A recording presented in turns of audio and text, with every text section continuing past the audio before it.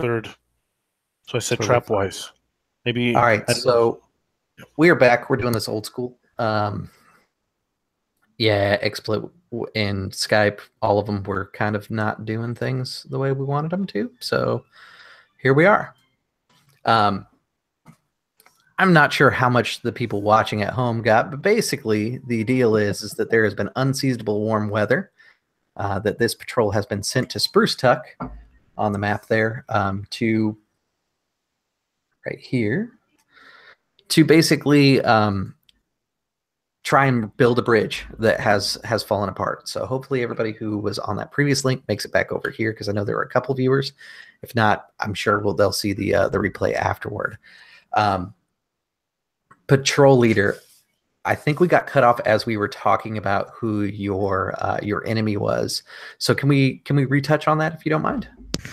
Sure. My enemy is Guard Captain Abram. We never got along.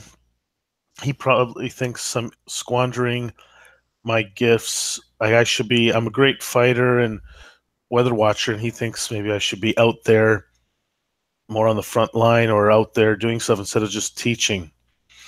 They are natural gifts, but he's trained a lot in them.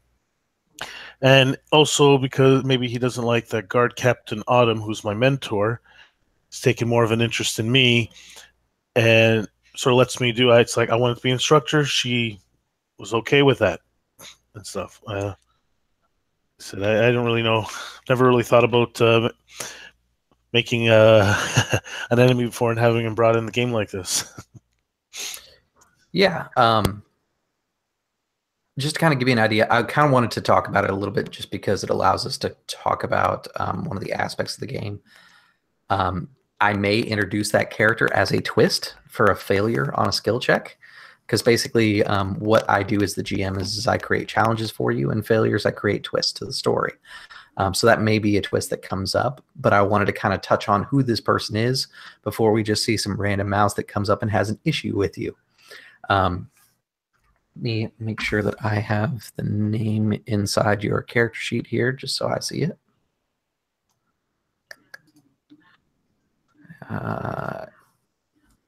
Guard Captain Abram. Perfect. All right, so I'm going to shift everybody over to the Lockehaven screen here. Oh, cool.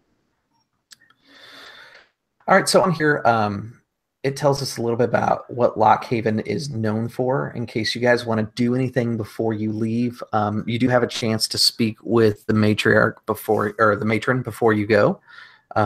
If you have anything that you'd like to request of her or anything like that. She was kind of sparse on her details. She knows that you're going to have to pretty much find a new path, and you'll have to make sure that Finn the Mason makes it there safely so that he can build a bridge. Once that's done, you need to see if you can find Melvin the Apothecary and make sure that he is safe, since he is the one kind of leading the development of the scent barrier concoction this year. And then lastly, help the town rebuild, because Sprucetuck has been severely damaged by the weather. Okay. Would we already have adequate amounts of provisions for the trip, or do we have to attain those? Acquire them? So the way this game works is it is not overly concerned with that. Essentially what it is you may want to take some provisions with you. However, to get provisions, you have to have checks. Because you guys don't have checks just yet, you won't be able to get provisions. Actually, I take that back. You do have a check, because this is a player turn. You get one for free. So you can use that check to basically create what they call a salve. In this case, it would be a ration if you want to make sure and bring food with you, because instead of having hit points, the characters in this game have conditions. Those conditions, let me pull up one of the character sheets here so that everybody can see. Actually, they won't see on that screen because I'm here as a player. Now that I'm thinking about it, you'll see healthy, which is where you all are at right now. There's also hungry, thirsty, injured, angry, tired, and sick. basically the salve you can create allows you to apply it while you're on the road so that you can ignore that condition and it goes away. So if you wanted to get rations, let's say, that could be a salve to treat the hungry thirsty. Okay. Which your check could be used for. Yeah, because I think that being someone with some cooking skill, that Rebecca would think, yes, we're going to need to have some food on this trip. So how would she go about? Perfect. So for this, what you'd want to do is make a cooking check. So on your character sheet, you have a cook skill. You'll see how many that number listed to the right of it, rather. Now, does it matter that her best friend is a baker? No, not necessarily. Unless you want to see if your best friend is in Lockehaven right now. But that would be another check. It is a different test, yes. Okay, I will just see. Okay, I'll do the cook thing. Okay. So what do I do? I have a 2 on my cook skill. Okay, so that macro I gave you earlier, you'll click on that. It will create a pop-up window. It's going to ask you for a number of dice. In this case, you said you have 2. Mm-hmm. I'm going to roll in parallel to you just so people can see basically how this game works. Is anybody choosing to help her? If you choose to help, kind of like unlike D&D, you suffer the consequences she does if she fails, but you also reap the benefits if she succeeds. I'll help her out. Okay. Can 2 people help or just the one? Yes, up to 2 people can help. Sure, we're all going for provisions. You are in Lockehaven, so I'm going to say that the kitchens of Lockehaven are well stocked, and you don't have to actually go find food to cook. They have plenty of stuff for you to make rations. So you're actually going to get a bonus die for that. So with your 2 helping die and the bonus, that puts you up to 5 instead of 2. And then you'll click submit, and it will roll. Like I said, I'm rolling in parallel to you just to show on my screen what players see. Hey, we both got 2 successes. Excellent. So how a success works is anything higher than a 4 is a success. However, if you have a 6, you can use a persona point to reroll 6s, and that makes them explode. So as long as you keep getting a 6, you keep rolling, and that goes to your total number of successes. Is there a way to gain more persona points? Yes, through play, they can be given to you as a reward at the end of game. If you look on your character sheet, it'll actually tell you, I believe, if I remember right, accomplishing your goal gets you a persona. Oh, okay. So if you accomplish that at the end of the game, you'll get another persona. However, as a GM, I do have the ability, if I want in the middle of game, to turn around and give you another one. Like if you guys do something momentous, I'm more likely to give you fate points, which allows you to add an extra die to your roll than I am persona. Persona is something you kind of have to earn a little bit more than normal. So with 2 successes, that is enough. Usually, I'm sorry, I should have told you what your op number was to accomplish the goal. You only needed 1 success. You got 2 successes, so you definitely are easily able to make the salve. What kind of dish do you prepare? There's plenty of honey because the apiary, nuts and grains and things like that could be easily gathered. So something like a granola bar, like just a little chunk of granola, would be a great trail ration, unless you had something else in mind. Well, I noticed that mentions here that Lockehaven is known for something I can't quite read. Grab cream? Something? A dense bread filled with seeds, fruits, and nuts?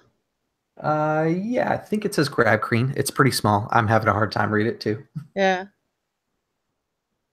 Okay. So yeah, you make this kind of dense bread for the trail. Perfect. Now that can be used by you or anyone. Okay. So that uses up all your checks. To provide help, you guys used your checks. So basically, before heading out, you guys stopped by the cookery and were able to gather your foods and supplies. The next thing that that you do is on your way out, Larkin, there's a white mouse with a golden cloak. You recognize him immediately as Captain Abram. He's leading in his patrol. He's got a pretty senior patrol. You've seen them out in the field several times in your lifetime. He has a patrol mouse and actually 2 patrol mouse and 1 guard mouse that are under his command. He also has kind of a bigger unit. You know that he is coming back from a mission that he was supposed to root out a predator that was over in Port Sumac, your hometown. He kind of sees you, and he sees that your tender paw is catching up to you, kind of excited about this mission. It's another chance to try and prove that the tender paw deserves the cloak. And Abram just kind of shakes his head at you as he enters. Do you have anything that you'd like to exchange with him before leaving? I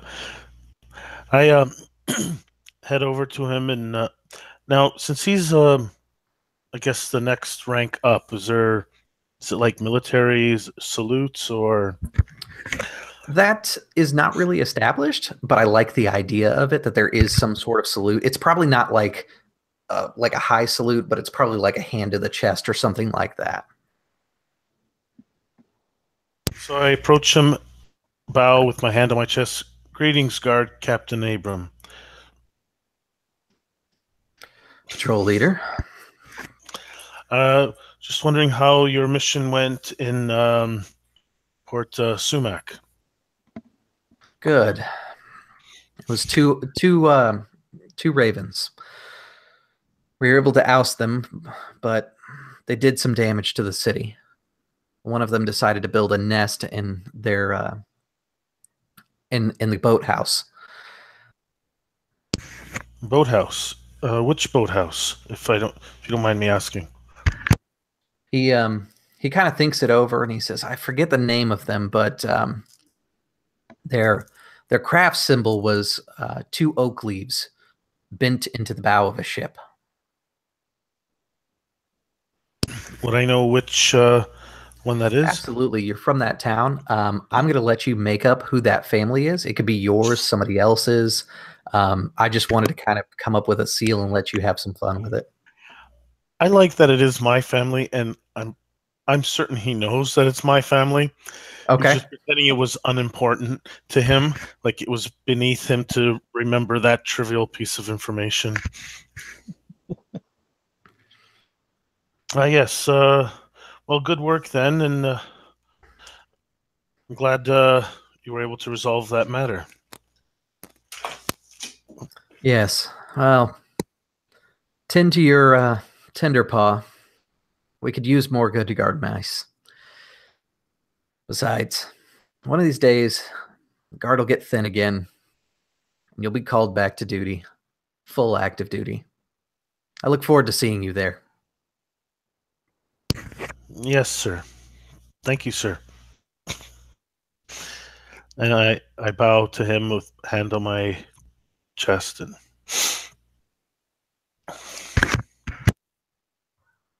so the rest of the afternoon goes by pretty uneventful.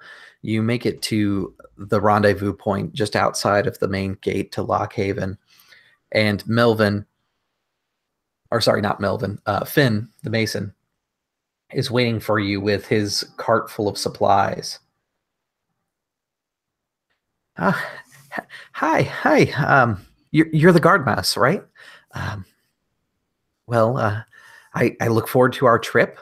It's been a little bit hectic out here with the weather as it is. And he kind of looks up, and you can see that there are clouds overhead. It looks like it may start raining again, but it's clear right now.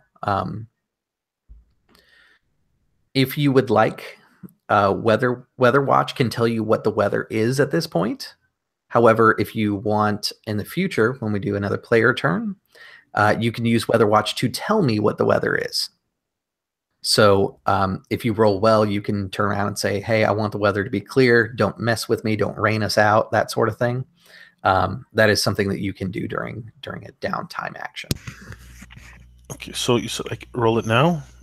Yeah, absolutely. It will tell you what the weather is. It will not allow you to alter it, though. Okay. Before he goes, is this something we can help him with, or would it be useful? Or You absolutely can help him out with this. Basically, to help someone, you have to pick a skill that is useful to the situation at hand. If I remember right, the correct skills would be scientist, and I guess my skill flow charts don't have it listed there. Let me pull up the book here. I have survivalist and I have weather watcher. I believe survivalist will also be good. And since I don't have the book in front of me, I'm going to say that scientist, survivalist, those are both good things that could help out with. Until I get the book open and I have the skills in front of me, I'm going to say that those are going to be the primary helping. Would Scout help too, or not really? I don't think Scout will. Scout is more about like scouting ahead and surveying. It's a very literal term of Scout. Whereas survivalist is more about like rough foraging on the land and like being able to survive harsh weather and that sort of thing. However, the Tinderpod does have guard mouse wise, and you can always use that. If you use it, the cool thing about a wise is it allows you to help without suffering the consequences. So if they were to fail, or if the patrol leader was to fail this role, if there was a consequence or something that came up, it keeps you safe. Okay, so I start off with 5. That's my base. I had 1. All right, and I had 2 more. Let's see. I believe Rebecca's helping you. What about Cole? Is he also going to help? Yes, I'm going to help you. I'm going to point at the map like I know what I'm doing. So that's 2 helpers. Yeah, when you help, please tell me like what you were doing to help. So Cole is kind of like poring over a sketch of the map of Gwendolyn's map, which is the most accurate map you guys have. And he's kind of like looking at what traditional weather patterns are and that sort of thing to kind of think of how to help out. What's Rebecca doing?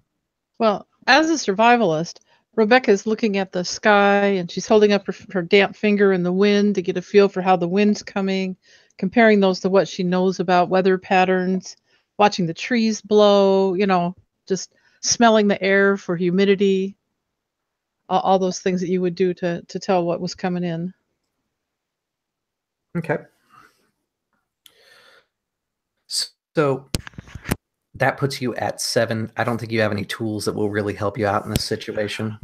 I couldn't think of any archaic tools. That sort of that I couldn't think of anything. I wish I could think of weather tools. To give you an idea of something that could help out, like Rebecca has Insectress. If Rebecca was to get a cricket, crickets are good at chilling weather. It's actually like built into the game that crickets are weather watchers that can be trained to do it automatically. So like that could be a tool, as if you had a cricket. Okay, so right now I don't have a cricket, so pretty much I'll start doing the same thing. I pull up some grass and see which way the wind is blowing, how the temperature of the wind with how the air feels. Okay. So your ob here is a 6. Now that you know what you're rolling against, you cannot go back. So you have 7 dice against an ob 6. Now, let me talk to you a little bit about what traits do. You can purposely use a trait against yourself to give you -1 die and go 6 versus 6. If you do that, you will gain a check to later use during your player turn. Keep in mind, checks are how you get rid of conditions later on, so that might be worth considering, because 7 against 6 chances are not in your favor to succeed this one. You can also spend a fate point to give yourself an extra die. And then after it's rolled, if you want to spend a persona, you can re-roll 6s. Because the way I thought I understood with the traits, I have Weather Sense, 1 rank, which allows me 1 extra die per session. Is that right? That is absolutely something else you can do, is you can use your trait in a positive manner instead of a negative manner. So if you wanted to use Weather Sense in a positive manner, you would be able to go to 8 versus 6. I'm just trying to... I don't even know if bumping that to an 8 and then adding fate, so I have 9 versus 6. I don't know if that's even... it's worth it to spend 2. It's going to be hard. But the question is, do you think that the Weather Watcher is going to come up again? Or, I mean, frankly, if you wanted to, you could turn around, like I said, and use one of your traits against you, and you could say that Weather Watcher is working against you because you find yourself distracted by this wind that's blowing in, and you don't pay attention to the rain or something like that. What would unseasonably warm wise? Would that?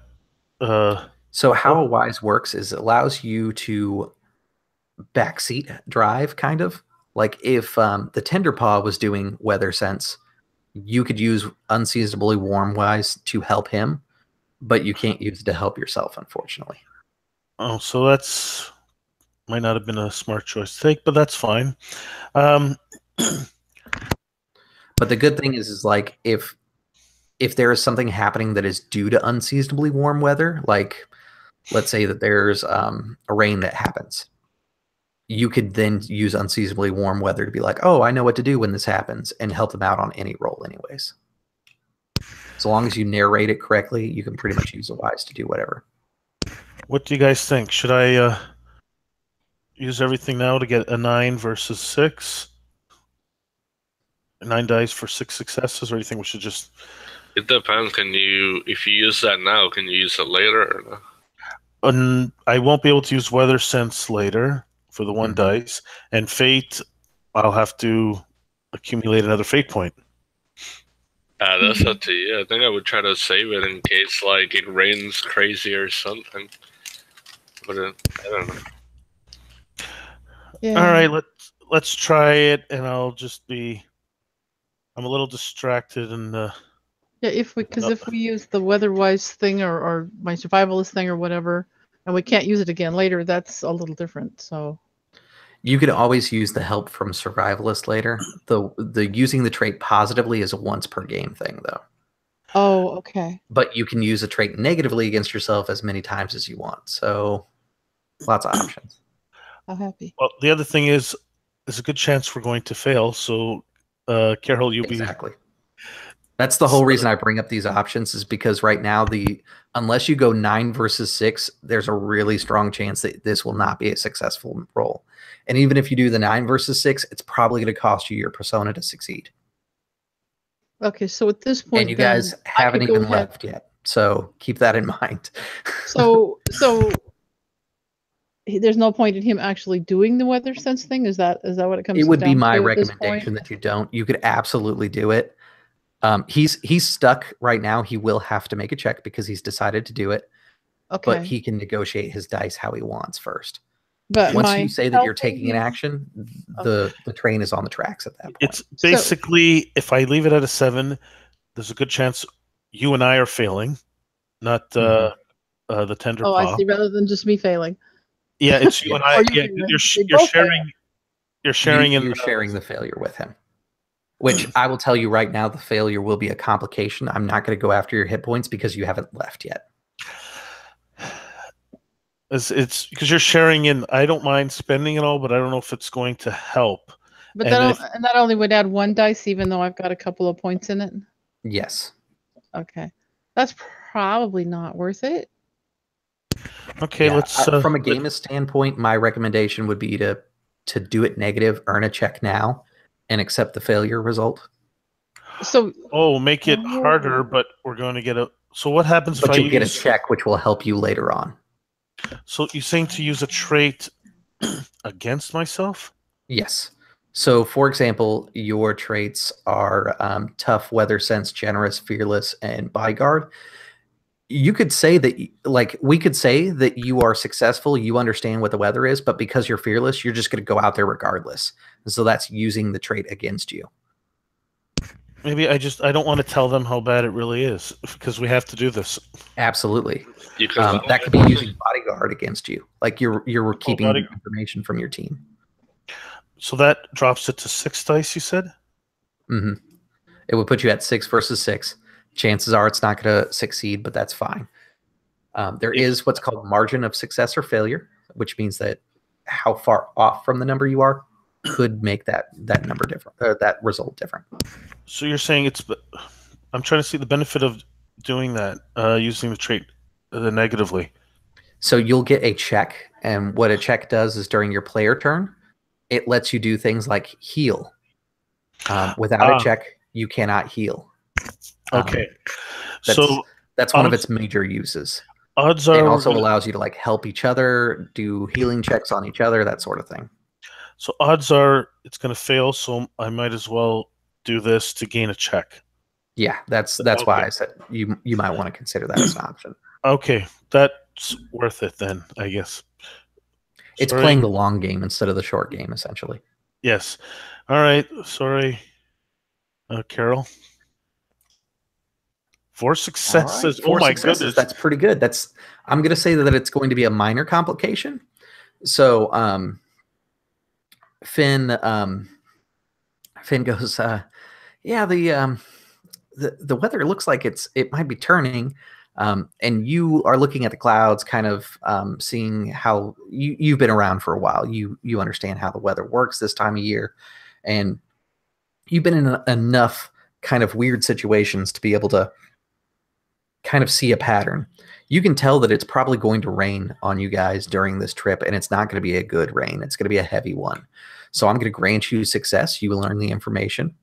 However, the complication is this. Finn goes, well, see, I'm going to need a little help. My cart. Well, with all the rain, it's kind of stuck in the mud. And you look over, the mason's cart, which barely left town, is already stuck in this rutted out mud pit. To get it out, it's going to be a labor test. Good thing I'm a laborer. Well, minor. I think that's is he saying that Cole would take his little like the ob on this is much easier. It's only a 2, by the way. Okay, well, yeah, Cole would take his goggles, put them on, like roll up his sleeves, and he would walk to like help with the cart. Mm-hmm. Now I only have a 2, so is anyone better than that? It sounds like Cole's helping you. Okay. All right. That's 3. Mm-hmm. And Finn is also going to help you. So that's 4. 4. Mm-hmm. Okay. Is Carol? That's the most help that you can Rebecca? get. Oh, it's the most. Okay. So 4 and 2 successes. Yep. How about All 4? Right, excellent. So with just kind of an easy heave, the 3 of you putting in your backs into it are able to pull this cart out of the sucking mud that it was stuck in. Now that it's on the trail's more hard and packed ground, and so it's okay. That's basically how all rolls go. I'm going to take the training wheels off a little bit, and we're going to get more into the game now. I wanted to have a situation at the beginning where you guys could see rolls and stuff like that. So we're going to talk about conflicts, because this is the major conflict of this story, the journey. So kind of like in Adventures in Middle-earth, there is a journey mechanic inside here. Basically, how a conflict works is I put you against something, which in this case is going to be a journey, and you decide how you want to handle that situation. You can attack, defend, feint, or maneuver. To give you an idea of what that means in a journey, you'll see here that a journey is a Pathfinder check for an attack. That means that you guys are pressing forward, finding a path to take, and pursuing your goal. Defend can be used, or can use either Pathfinder or nature in this case, which is to say that basically you're defending against like a bad situation. Like if I said that the weather was going to attack you with torrential downpour and you defended by addressing your nature and hiding in a hole while that heavy rain hits, that could be a defensive move. Feint uses Pathfinder as well, And what that is it's kind of like a feint in combat, but think of it more narratively with the weather. So like you see the weather going one direction, and so you guys change what you're doing. You take a little bit what seems to be a longer path, but it's a much safer path, or you follow like a rabbit trail into kind of this tree area that gives you a lot more cover. That could be a feint. Lastly, maneuver is also a pathfinder or nature skill. So maneuver basically is to say that that you are to change your position to make it more advantageous. A maneuver can get you a bonus on the following roll. If you guys are touching decks, please leave them alone. So now that the deck is maybe, let me show the deck again. If you are inside the macros thing that has conflict cards, do not touch it. Go back into the chat afterward. So how this works, and I'm going to display it on my screen here, is when you hover over it, the conflict cards will have an option that says choose. If you click choose, it will have all 4 of those options there. I'm going to pick my options first and put them where the turtle is. And then you guys will pick yours. That way you know that I'm not cheating, because you guys can discuss and tactically plan what you want your turn to look like. So on my end, this is what the weather is going to do. We pull 3 cards, by the way. So when you put them down, they'll be face down. Don't flip them over. So we do choose right now? Let me choose mine first. Okay. Sure. Oh, yes. That way there's, because you guys can discuss your cards and what you want to do and plan. This allows me to put my stuff down without me overhearing you, basically.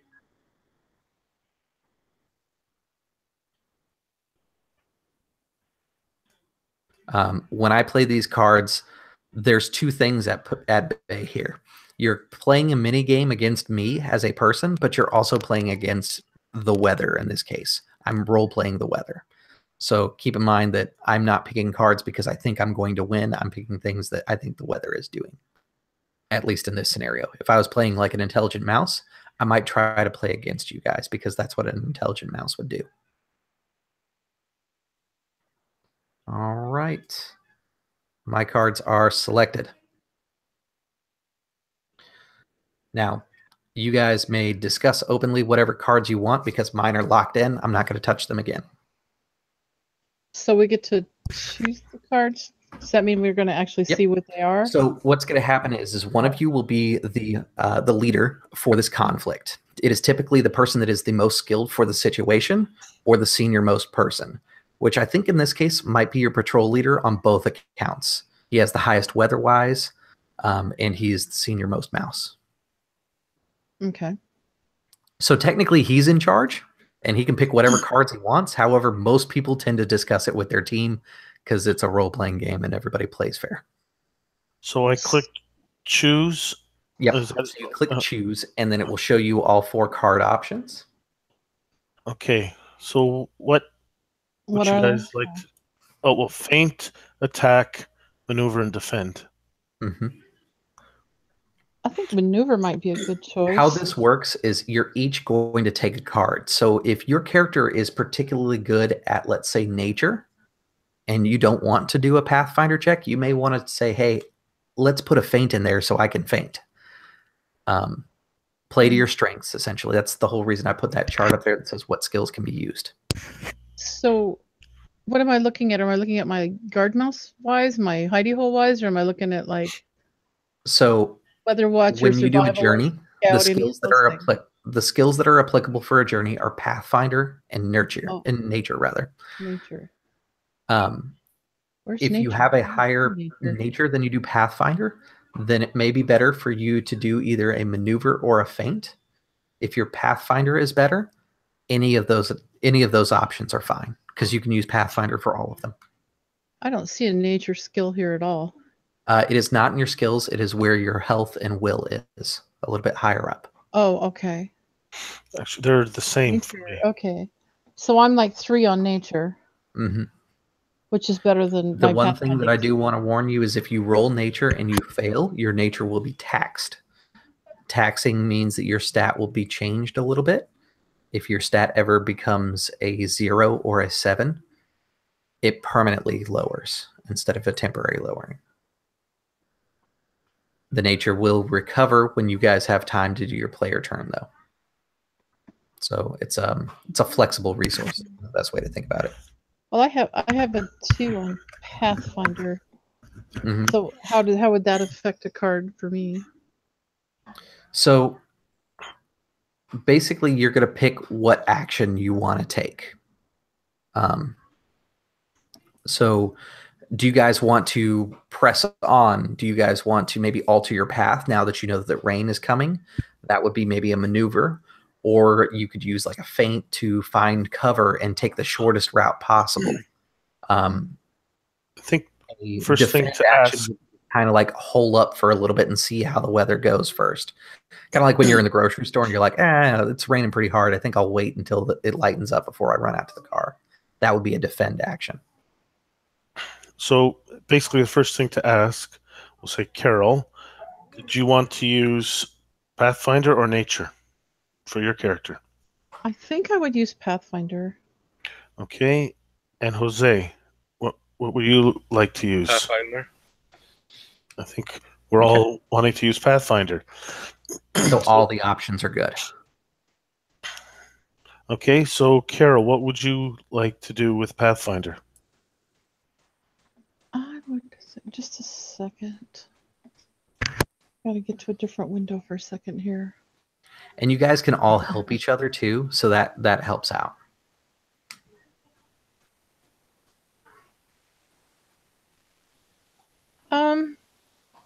My gut instinct is to find a place to hole up for a while. Would that be a maneuver or a feint? That's probably a defend, actually. Oh, okay. That would be kind of Rebecca's. I'm sorry. There is something that I forgot to do that we need to do. We need to establish what our hit points for this conflict are, essentially.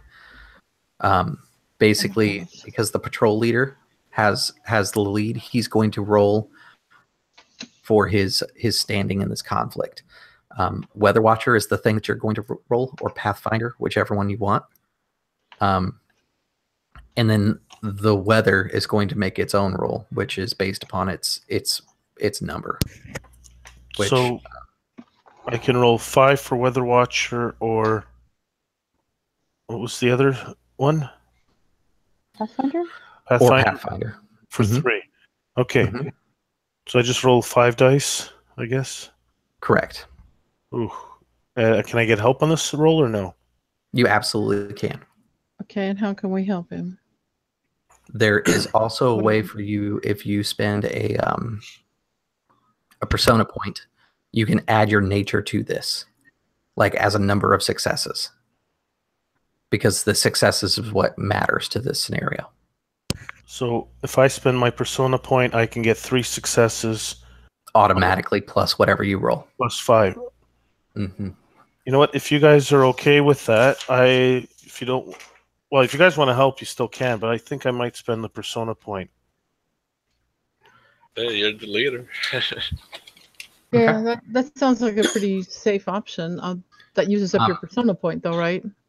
Finn will definitely help. He's a very cautious mouse. He's going to talk about the weather. He seems a little nervous throughout every interaction with him, but he seems to know his stuff.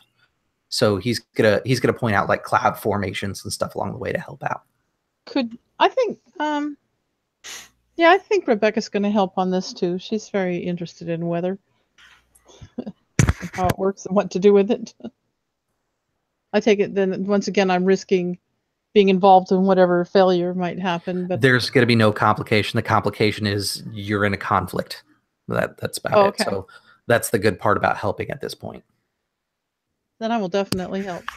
Okay, so I have the 2 help. So I have 7 dice. I'm going to use the persona point because I don't want to be. So I get 3 successes plus 7 dice. Yeah, so just roll your 7 dice, and then we'll add 3 to whatever that number is. So you have a total of 7. The weather, in this case, has 4. Ooh, Good job, me. I just closed XSplit. I'm still here, but I'll have to reopen that.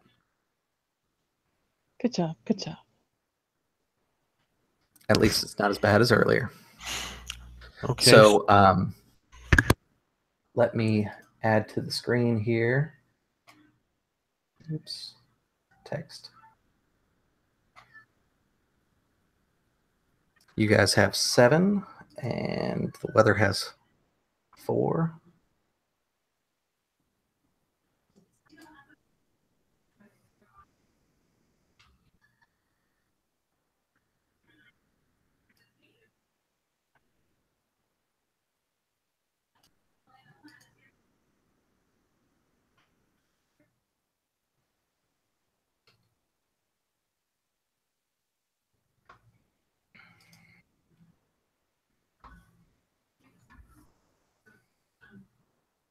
All right, easy enough. So the way this works is it's kind of like combat in any game. If you guys are attacking, for example, it's going to lower this number. Fainting can also lower this number. Maneuvering and defending don't. But what defending can do for you is increase your number back to maximum. It's kind of like taking a quick breather during a combat is kind of the way to think about it. So I believe Carol talked about a defense. Let me give you some pointers from playing games similar to this. A defense as your opening thing is either an anticipation for me to throw an attack at you and hopefully deflect that, or if I was to, let's say, feint you, I would be successful. It allows me to go around your defense. Whereas if I maneuvered, your defense would just increase your health up. Or if I defended, you would increase your health up again. So there are 2 options on the board that basically could do nothing for you as an opening gambit with defense. An attack would go directly against my number, regardless of what I play, unless I play a defense card at the beginning, in which case I can try and mitigate some of your attack. And then the chart that's right above here kind of shows you what is an independent test or a versus test. Versus test means that we go head to head, and independent means it happens. So an attack versus an attack, we both do damage. Whereas and attack versus defense, the numbers will depend on what we roll. How much damage? Oh, it depends on the number of successes. Yes. That's how much damage is done? Exactly. I think we should go. It just sounds fun. I'm going to attack the weather. So attacking would be, because you can't fight the rain, what you can do is basically push forward on the trail. Yes. Think of these terms as very like open-ended. You can narratively use them to basically describe your actions. So sort of, maybe we have 4 steps, 4 spots we have to get to before we're out of this rain, and attacking gets us maybe 1, 2, 3, or 4 if we're lucky. Yeah. Maneuvering how would maneuvering work? We get past it as well? What maneuvering does is it sets you up for a better position. Like typically if you maneuver, you want to follow up with either an attack or a feint afterward, because a good maneuver check will get you a bonus to your next roll. And what does feinting do again? Feinting allows you to kind of go around a defense. It's kind of like in a combat when you feint, you kind of show that you're going to swing right, but you swing left instead. It's like a sneak attack, if you would. That's kind of what feinting does. So in this situation, a feint could be something like using the terrain to your advantage, finding a bunch of cover to get you through, or a particularly dry, higher area for you to climb on so that the rain doesn't wash you guys away. So essentially, it all comes down to we have to attack to complete this? Attacking or feinting will lower my number, yes. Okay.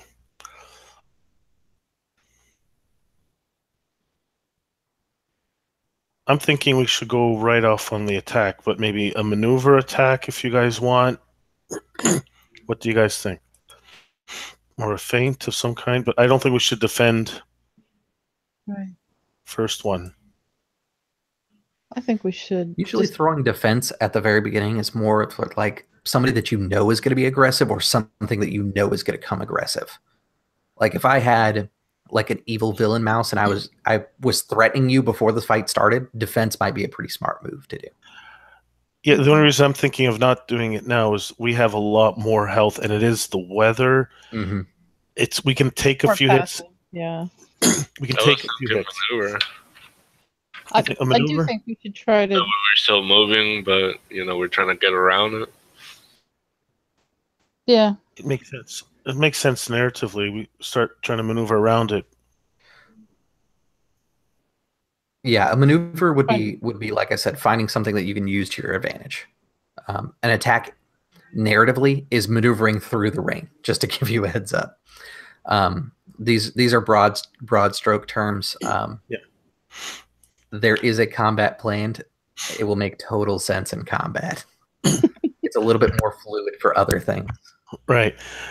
So what do you guys think for the second card? Should we go feint or attack? So what have we used so far? A maneuver. Just the maneuver. I think an attack. Thinking about the circumstances, we find a little better ground and then we just go forward. Okay. But understand That's a Rebecca really is good way to fearless. use maneuver. Understand Rebecca's got the fearless trait, so she's liable to just, Well, we're both fearless. Yeah. That's. And what do you think to finish it off? Another attack or defend at that point? As I understand this, I'm a little less excited about defending. I think maybe another attack for this. But what do you think? The way I see it, it's like we moved around. We got through like maybe some of a canopy of sorts, and then we went in charging right through the rain for the attack. Yeah, I mean, this is a natural disaster for you guys. Keep in mind, like raindrops are basically the size of your head. So that's true. I mean, you guys pressing really aggressive makes a lot of sense, to be honest. Yeah, if we're gonna deal with this and we can't just hold up, we should get out there and deal with it. We got to get where we got to go. We've got to get Finn where he has to go. So you think a second attack then? It kind of makes sense to me. Yeah, pretty much that or a feint, but it's probably better just to push on, I would think. Okay. Yeah, pretty There. good shape. I think we've done it. All right, excellent. So the next part is for us to flip our cards. If you right-click on the first card from left to right, that's the one that we're going to flip first. I'll flip mine. And I did a feint, and you did a maneuver. So let's see here. A feint versus a maneuver is independent tests, which basically means that, let's see, let me pull it up here.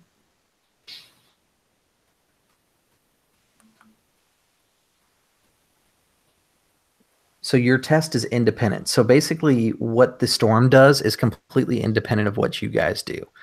So its move is going to go through just like your move is going to go through. You don't counter each other. In this case, let's go ahead and do your roll, which is Pathfinder, and then I will do the storm's roll. Do we pick someone to do it, or how does that? So whose action is this is the first thing. I believe you guys were talking about Carol taking this action. So she would be making the roll. And the two of you can help her.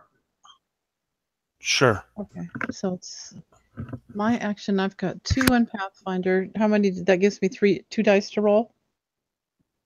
So you have 2 from help plus your skill. I'm sorry, 2 from what? Help plus your skill. So that's 4? Mm-hmm. And that's it? Correct. All right, so it's 4. Ooh, look at that. 4 6s. Okay, so what do I do if I roll 4 6s? I get to roll 4 more 6s? Yes, if you want, you can spend a persona, which will allow you to re-roll all of those and keep re-rolling any 6s you get. That seems a little So- overkill for just a rainstorm. It could be. So let me talk about what a maneuver does. Basically, a maneuver is an action used to maneuver, more or less, gain an advantage. Right now, the way it works is each one that you succeed by, it creates, let's see here, margin of success 2. You gain a position, which is plus 2 dice to your next roll. Well,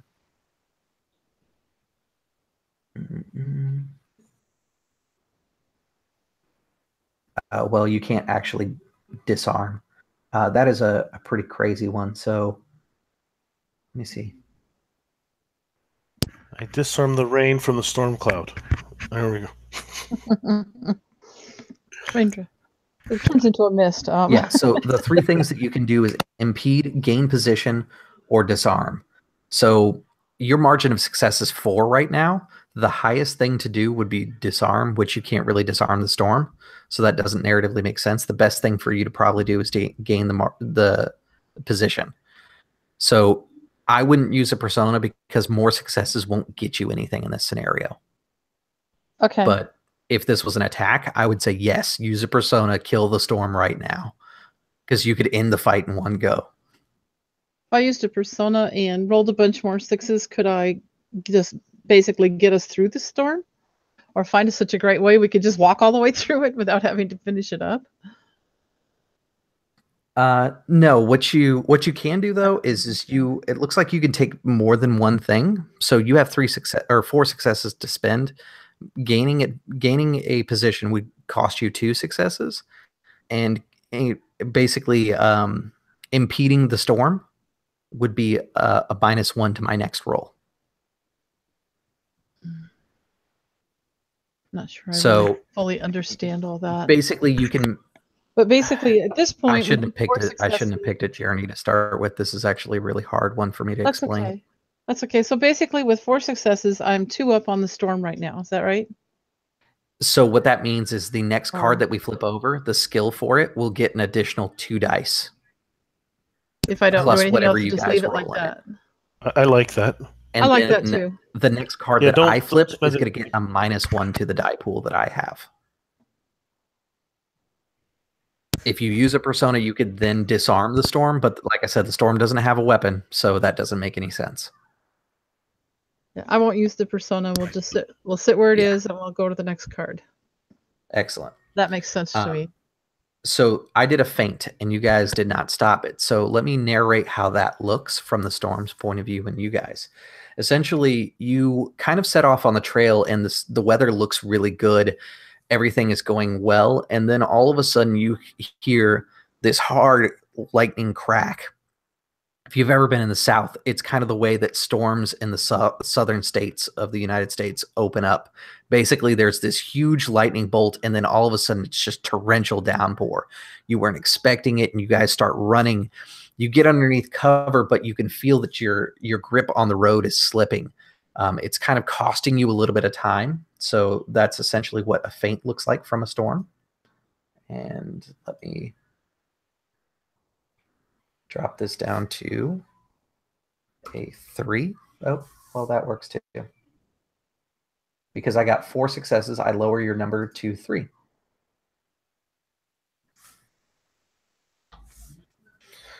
All right, so now we are pretty close together. Now, how a conflict works is because I've lowered your number, when this is done, there's going to be some sort of compromise. The storm wants to delay you. That's its ultimate goal.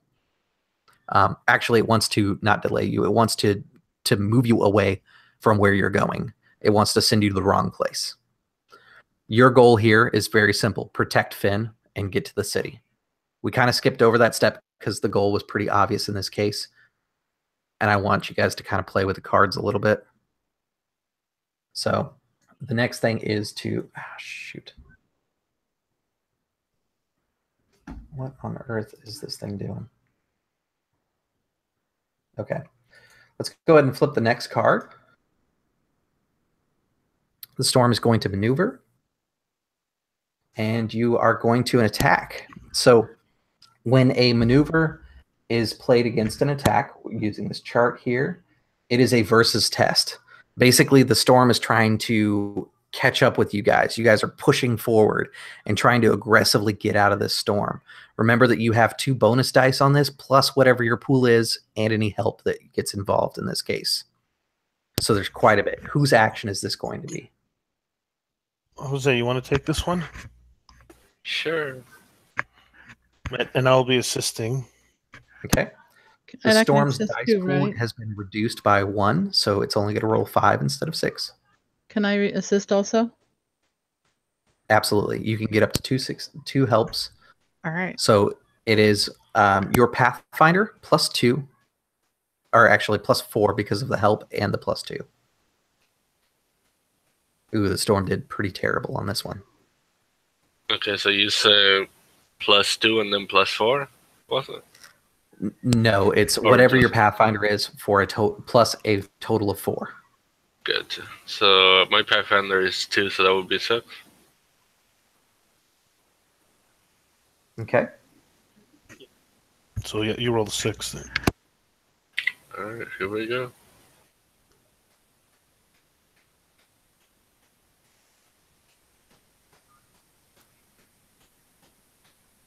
Ooh, that was horrible. 4 successes is not bad. 4 successes is good because Oh, I only got 1 success. I can only basically my number is going against yours. You got 3 past mine, so you're actually going to lower my 4 to a 1. The rain is almost done for. yeah, I thought I had to get like all 6s to success or whatnot, so I got you. No. Anything that is above a It's 4 is 4 out of considered. 6. I got you. Okay. Yeah, it's not. You got 4, which is good. Okay. We only it's down to 1, so 1. So I'll kind of narrate this one because, like I said, Journey may not have been the best choice, and that's my fault. I should have thought about that. So you guys press on, and I imagine that that Cole grabs the guy who's pulling the cart and pulls him forward out of a rut, and then pushes on the back of the cart to get Finn moving. You guys keep pushing forward, and the storm kind of starts to subside a little bit, and then it comes in building heavier clouds above you. You can tell that whatever comes next looks like it's going to be pretty bad. Let's go ahead and flip the next card here.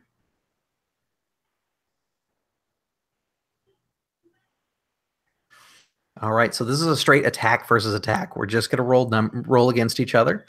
Now, there is something to note here. The storm only has 1 point. It's probably going to fail, or it's probably going to be knocked out on this one. However, the storm has lots of dice, and it's probably going to knock you out as well. So what that means is this fight will probably end with a major compromise. Neither one of us are going to get exactly what we want, and we have a discussion afterward. There is an off chance that I'll get 0 successes, and you guys will blow the storm out of the way. Which means that there will be some sort of compromise, but maybe not a major one because you guys haven't lost everything. You're a little less than half. So I will go ahead and do the storm's dice here. And will I be getting some help? I'll help you. Yes, you'll get your 2 helpers. Oh, good. Okay. So 5 dice versus 6 dice. Let's see. And They're actually independent. So all you care about is the fact that you got 2 successes, which is Yes. enough to get rid of my 1. And my 4 successes was enough to get rid of your 3. We actually both ended at -1. So that means that we have to come up with a major compromise. My storm's goal was to send you to the wrong city. Your goal was to arrive safely. So I think a good major compromise would be I'm going to inflict some conditions on you guys. Since you all helped, I think you're all going to be hungry and thirsty, which you guys have a salve for and can fix for 1 person.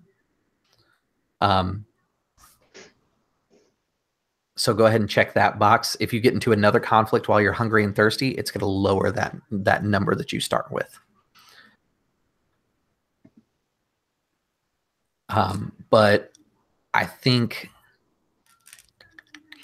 maybe you guys arrive safely at maybe not a city, but you're definitely off trail.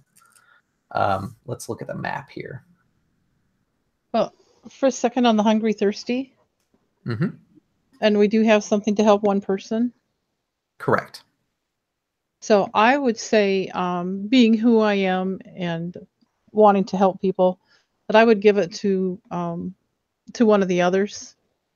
She's not going to use it for herself. She's going to offer it to the others. Okay. I guess Tenderfoot. That's what So I was kind of normally- thinking, that she wasn't going to say it. Yeah, normally to get to where you're going, you would go from Lockhaven to Ivydale to Elmas and then to Sprucetuck. I think the storm probably got you off trail about halfway to Copperwood. So you're probably right about here where this green one just went off. You're not terribly far off the trail, but it's going to cost you some time. And like I said, you're all going to be tired and hungry. Does that sound like a major compromise to you guys, that it's going to basically take you longer than anticipated and you're a little bit beat up out of the deal? Sure. But the storm did not send you over to like, my plan was to send you over to like Appleloft, way down here, to where you would have been just completely out of the way. So we started in Lockhaven over here. Is that right? Uh-huh. And we're trying Yep. to get. And you're right here. So And you're we're- kind of part of the way to Copperwood, but you're not terribly off the trail to get to Sprucetuck. Okay. So yeah. So I think we're going to offer the food ration to our tenderfoot. Okay, sounds good. I am going to introduce another complication as well, Of course. because this is a major complication. You see that there's a small caravan where you guys have found shelter. They are they've taken refuge from the rain along the side of the road, just outside of that bend in the fork there, where you guys kind of got lost a little bit. They're unmoving, and the caravan was headed over to Copperwood in the opposite direction that you are. They're shocked to hear about the flooding, and right now it's kind of unpassable. So you guys have to let the storm subside a little bit. There is a mouse there who sees your cloaks and immediately recognizes you as guard members, and he says, "Help! Help! Help!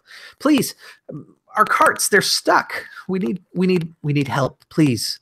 And Finn kind of looks to you because you were able to help him earlier, and he nods his head and he says, "Well, merchant's code." And he puts his cart down and he just immediately starts walking over there to help them.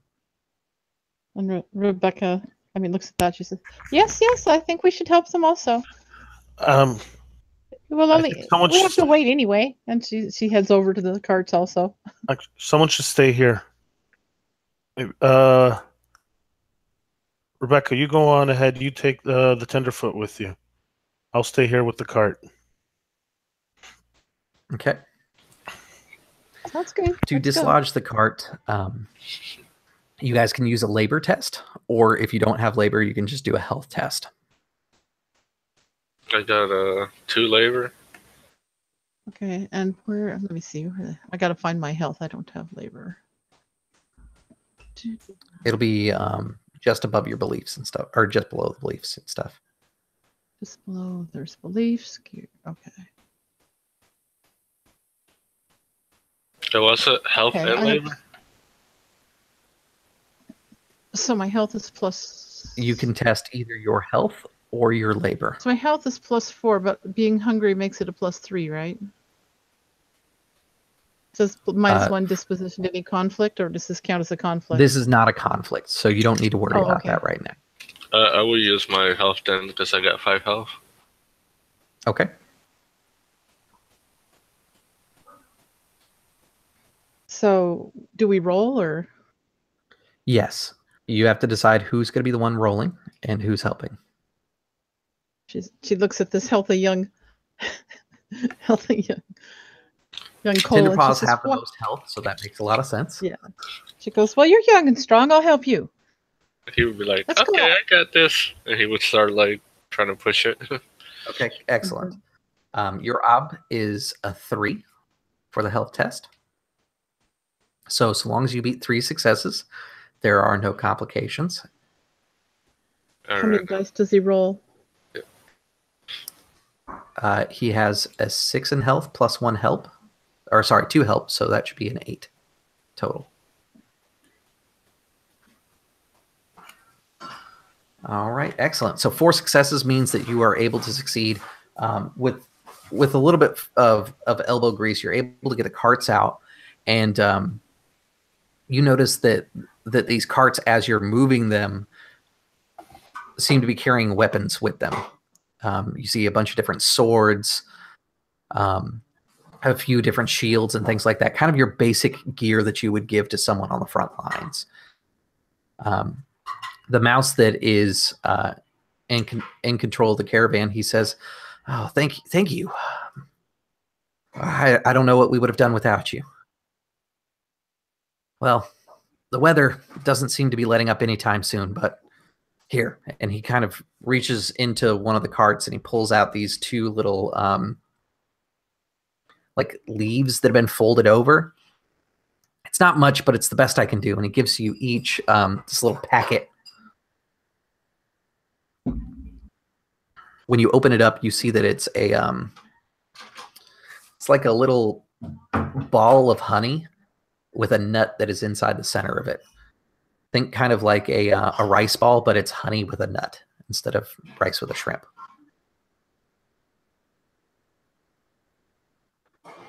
If you want, that is a salve for hungry and thirsty. And Rebecca's like, "Oh, thank you very much. It was our honor to help you."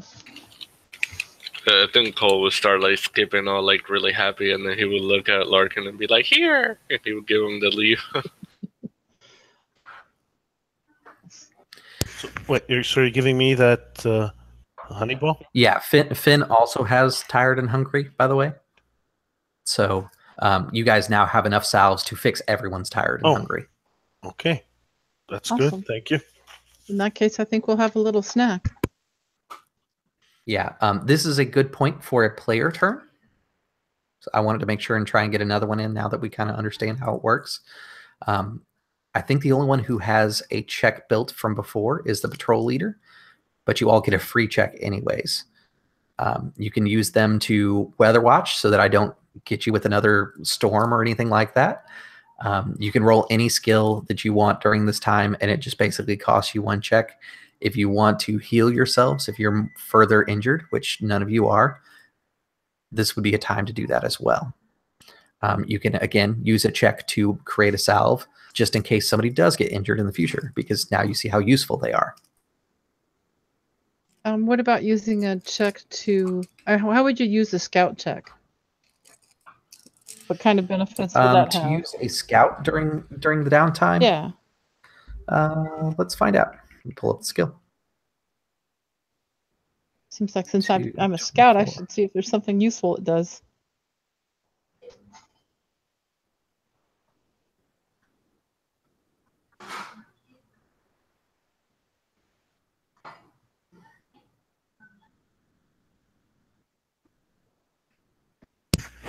I had a question. If I was doing a skill and someone was assisting me, does that count as their check?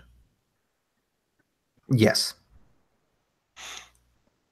It doesn't look like you can do anything during a downtime with Scout. Okay. The good thing about downtimes is there's not really a negative.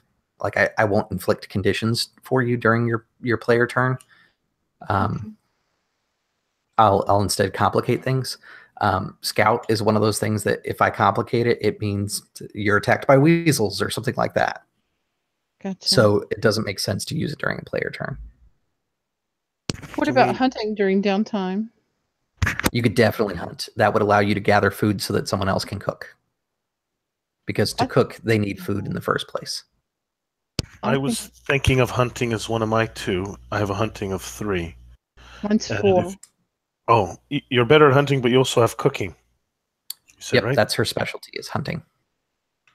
But who has cooking? Survival mouse for her.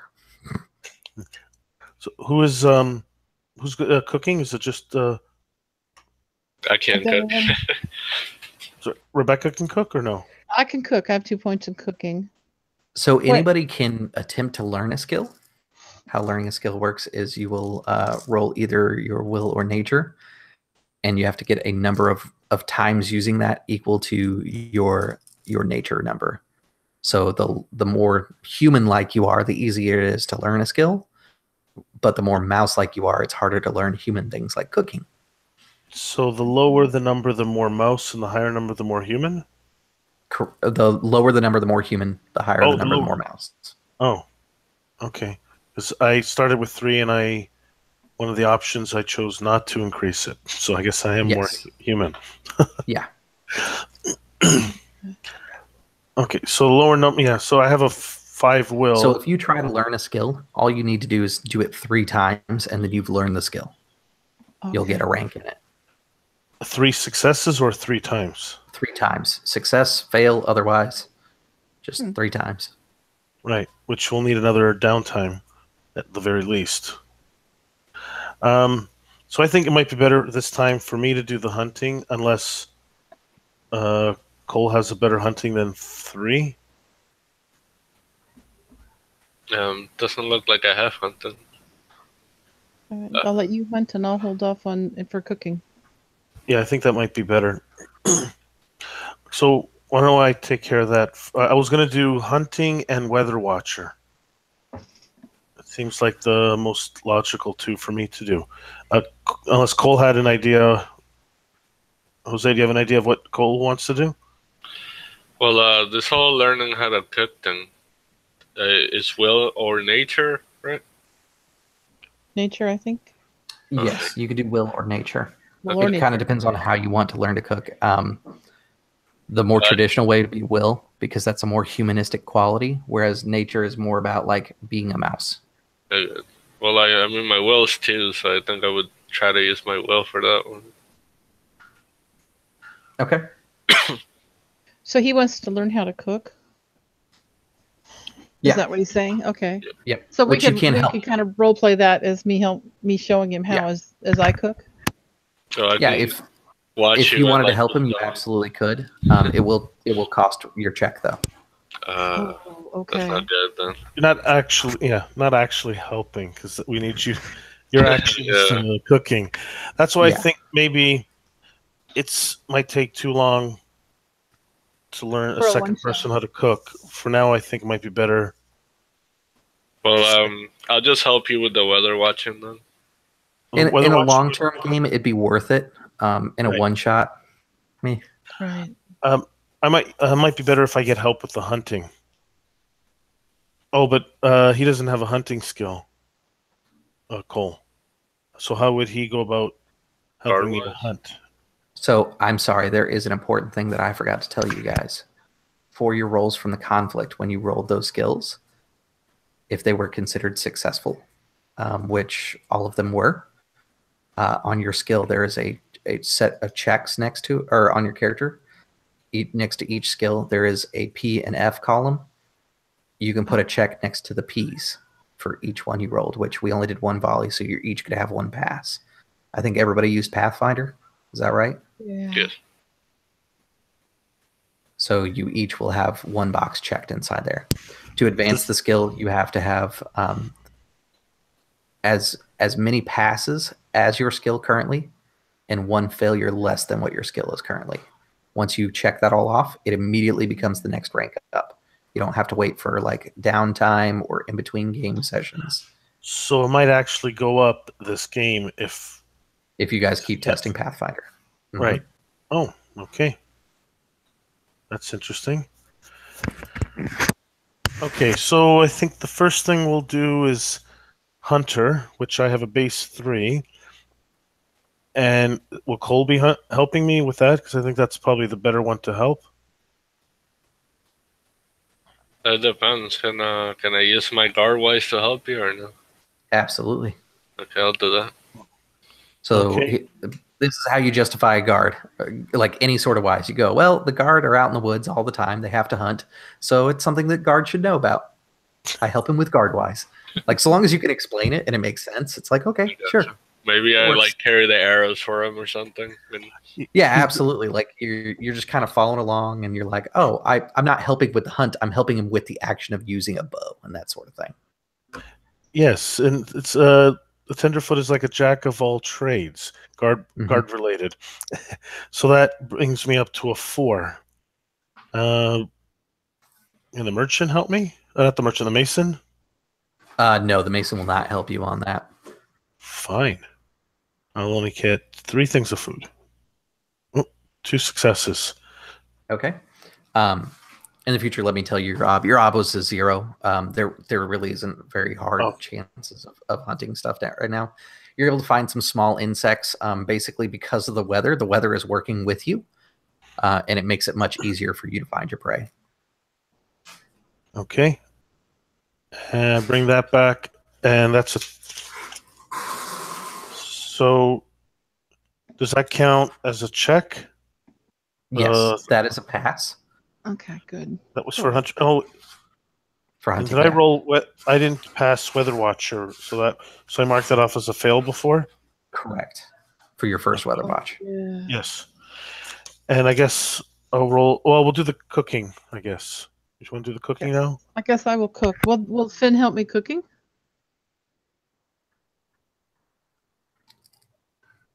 I believe. Or sorry, with the cooking? No, he does not have that skill. All right. Well, then she's just going. What does she roll? He's a mason. He makes pretty good money. He pays other mice to cook for him. Gotcha. So she just rolls 2 dice. Mm-hmm. All right. Well, everybody. Your ob here is going to be a 1 to be able to create a salve. All right. Excellent. So you made another salve for hungry and thirsty. All right. Cool. And I get to add a pass to cooking. Oh no, that's not a. Where is it anyway? There it is. Yes. So now 5 for Weather Watcher. And you guys can basically tell me when you want a trait to be active. So I'm going to give you a freebie here for coal. While hunting for bugs, you're able to find some medicinal moss that grows in this region. So you can take a salve for injured.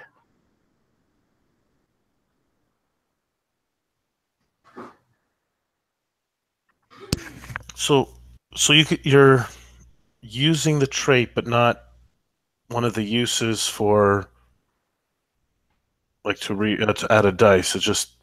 It makes sense. No, what he's using is Cole has a instinct that he always has medical supplies on hand. Oh, his instinct. That's right. Okay. So what Cole would do in this game to show me that he's using his instinct is while I'm hunting, I look to see if there are medical supplies on the road. I go, cool. And now that Cole has done that, when we go to issue fate points at the end of the game, I can say that, hey, he played towards his instinct, and Cole will get a fate point. Gotcha. Had I been alert, I could have made a joke about the weather while we were hiking through the slog. Mm-hmm. Oh, look, it's raining cats and dogs, but really, it's not that bad.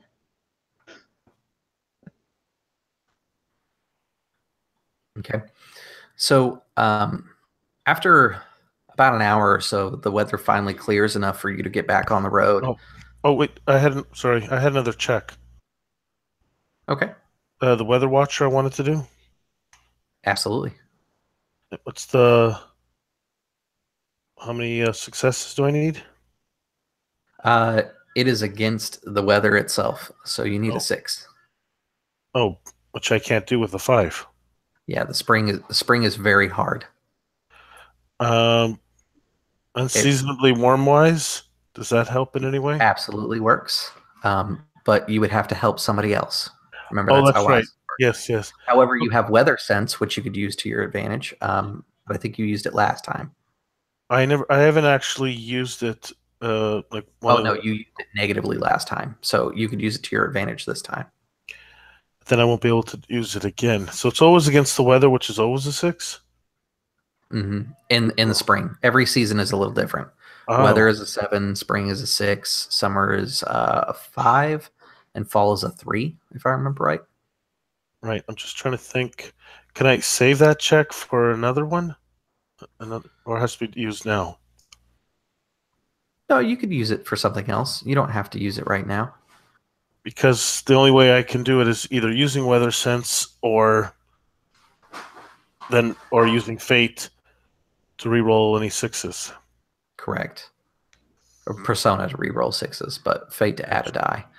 I don't. Oh, here's the weather is so strong.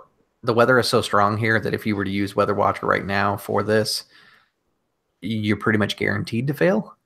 So if you were looking to raise your skill, this would be a good time to do that by getting your failures in. But so you're saying should use weather sense negatively? Weather can be unpredictable.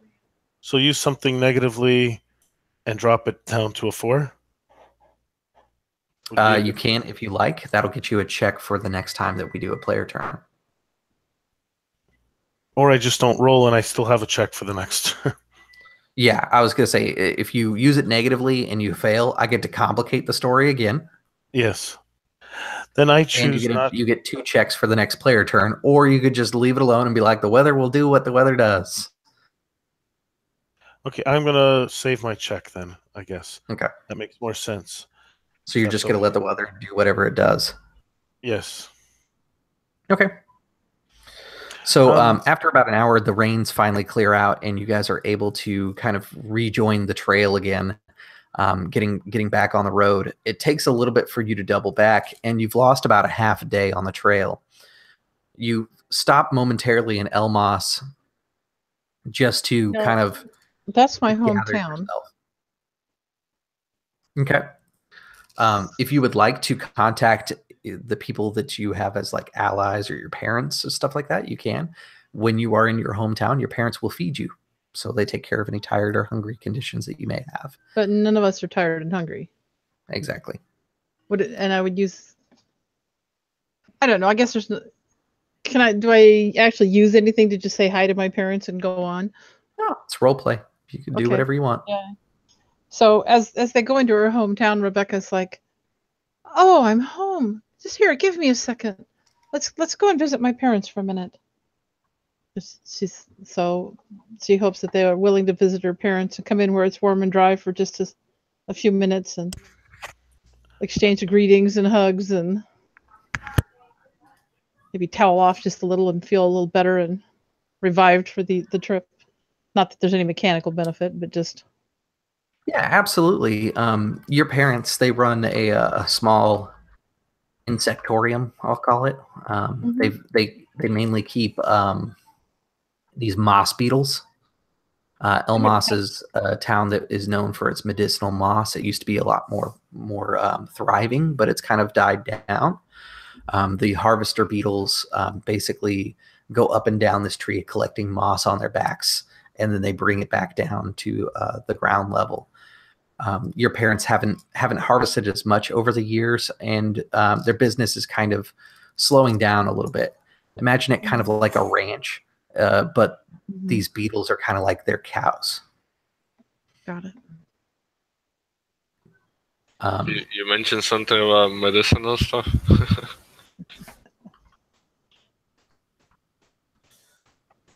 Abraham and Clove, your parents, do have enough spare garments or spare like towels and things like that for you to clean off yourselves and kind of get warm by a fire before you go back on the road again. And Rebecca gives them both hugs and kisses, and they wouldn't by any chance happen to have a weather cricket, would they?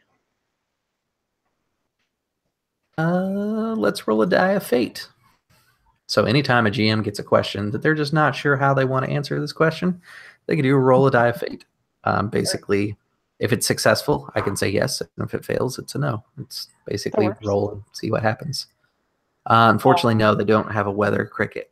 They do offer you a fine ladybug, which you know is about as useful as a puppy. Which is to say not at all. Yep. It'll love you, but they're not very useful. Well, Rebecca very regretfully declines because she has no way to take good care of this little ladybug. It's so cute, Mom, but I can't take it out on the road with me. The poor little thing would be miserable. It's okay. It's okay. Well, you know that next spring we'll have more, and maybe you'll be in a better place, and you can take care of a ladybug or two. And she sets the bug back down inside this like pen that has like 15 ladybugs just crawling around in it. Rebecca gives it a pat, gives her mom another hug. I think we'd better get going. We have an important task we've got to get finished up, Mom. Got to Of get course. Finn and his supplies there so they can get the bridge built. Of course, of course. Oh, and Rebecca, congratulations on your promotion. I hear you're one of the guard's youngest. It's good to see you doing so well. Thank you. I do my best. You know, I like to help people, and that's what we do. Oh, your father. If he wasn't working so hard, I'm sure he'd be proud to hear that. If you get a chance, be sure to wave to him as you go past the bug pens. We'll do that.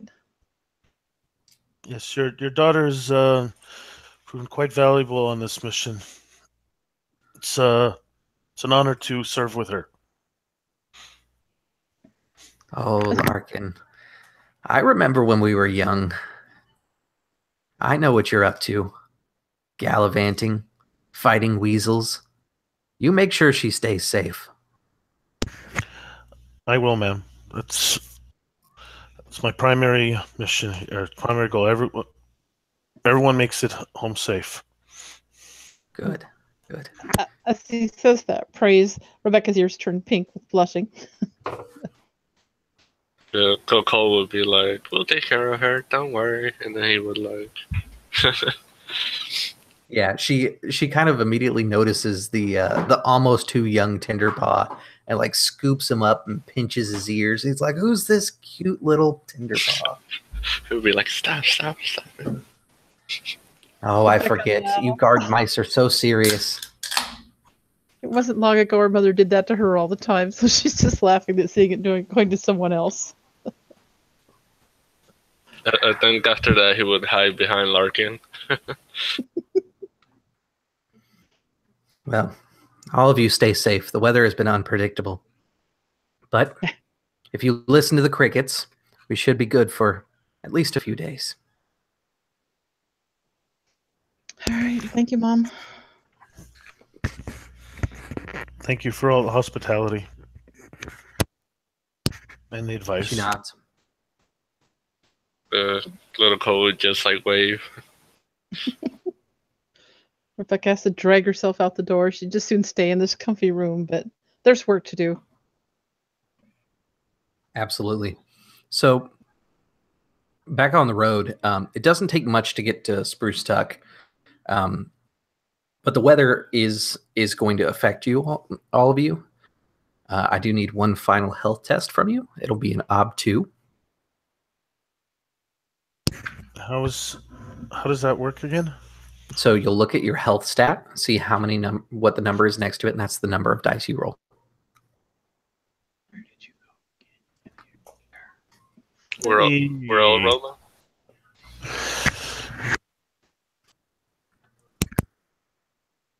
Okay. So you needed 2 successes. It looks like Larkin and Cole, unfortunately, were short. So you will gain the condition sick. Oh, Larkin can roll again. He's got a 6 if he wants to use a persona point. That is correct. I don't have any persona points left. Okay. Oh, he already used one. It's interesting. My sheet says, my character sheet that I printed out says, fate is allow you to reroll any 6s. And the persona was... yes. Fate is what you spend to reroll 6s, not persona. Okay. Now, what does sick do so I know if it's worth it? 1 dice... Oh, to all skill. Oh, everything. Yeah, it's pretty bad. I guess I have to. Can I It's to all skills, nature, will, health. It's one of the worst ones. Yeah. Okay, I'm re-rolling. I'm seeing if the 6 explodes. Oh, that wasn't worth it. Okay. Can Cole use any of his medicine to help him? his medicine that he has right now will fix the injured condition, not the sick condition. Okay. When you guys take a break, Cole can use his check to heal someone of sick, though.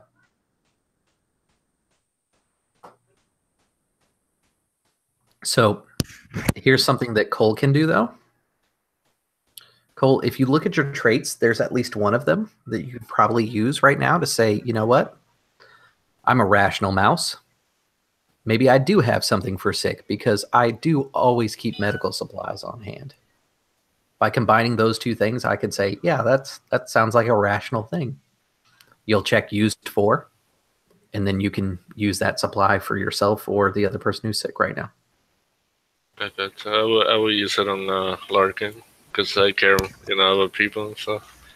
No. Plus, he's trying to show off. Nope, use it on yourself. I'll be fine. He would probably look at you and he would be like, but you're getting old. Excuse me? Tenderfoot? Use it on yourself. I am fine. I've had worse colds before. He would be like, as you say.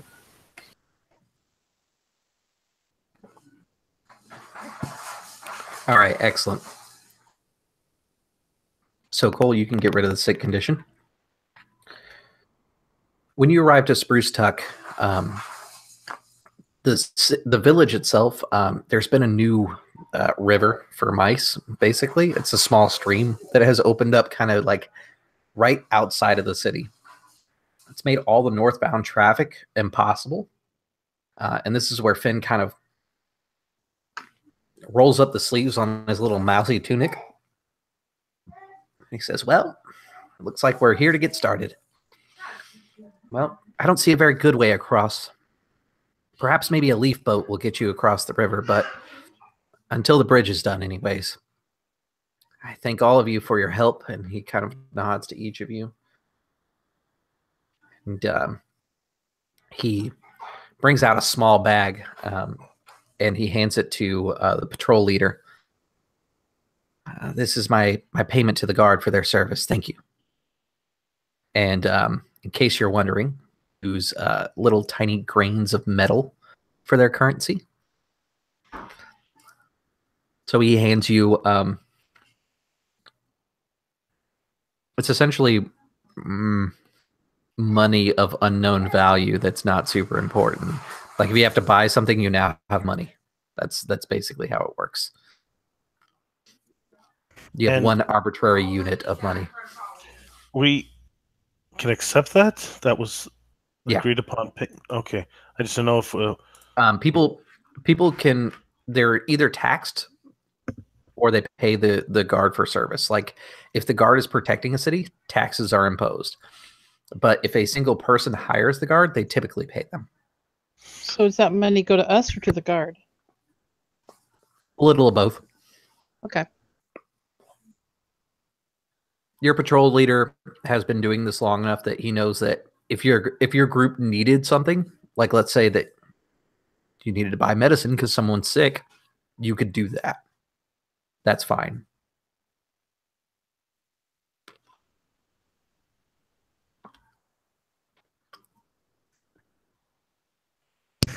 Okay, so it's kind of like in D&D, like the good paladin who only uses their money for what their critical needs and then ties the rest to the church. Same basic idea. So what's next, I guess? Well, Larkin, I think you should buy some medicine and get over that cold. We need you at full functioning strength if we're going to do anything. Finn did mention that that the town itself, it seems like the only way to get there right now would be to use a leaf boat. Oh, basically, take a little mouse canoe. So, are the rivers between us and the town? Yeah, Sprucetuck is on the other side. Gotcha. Rebecca, you happen to have a trait that might be useful in this scenario. Look over your traits and tell me if there's one of them that you would like to use right now before you guys go across the river. Traits. Which ones are traits? Like a carpenter? Mm-mm. No? There's a section on your sheet that says traits. Traits. Oh, I see. I don't... Alert, generous, fearless, and young. Okay. So if this was D&D, think about what your character might do before crossing the river. You'd probably do like a perception check. Mm-hmm. That's where alert can help you out. Oh, okay. Essentially, you can be like, I'm pretty alert, so let's talk about what's going on over here. Gotcha. Yes, because Rebecca is quite alert. What will she notice? Basically. Is that how that works? What will she notice that will help them get across the river? Okay. So, you want to help out with getting across the river, or do you want to like scout out the river for the best way for you to cross? I think I would scout the river out, actually. Okay. So in that case, you're going to roll a scout check. The ob is going to be a 1. Okay. And you get a +1 die because of your alert. Okay, so that gives me 4. Correct.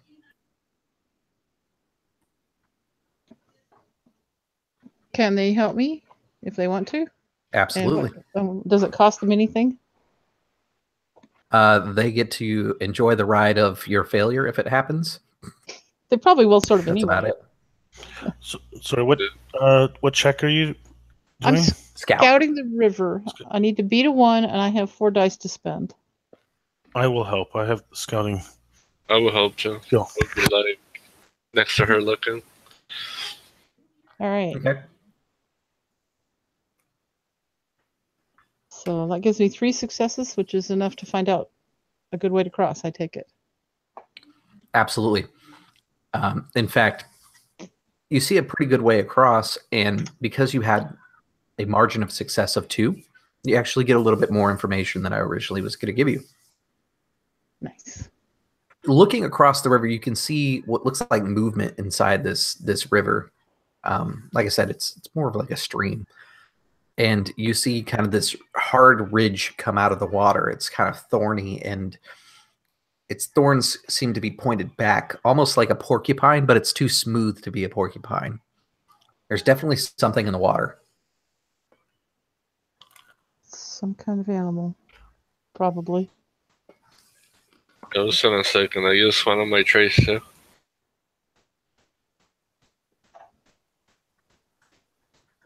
You said you want to use one of your traits? Yeah. Can I use like curious to like run around and see if I can find like a boat or make a boat out of leaves or something?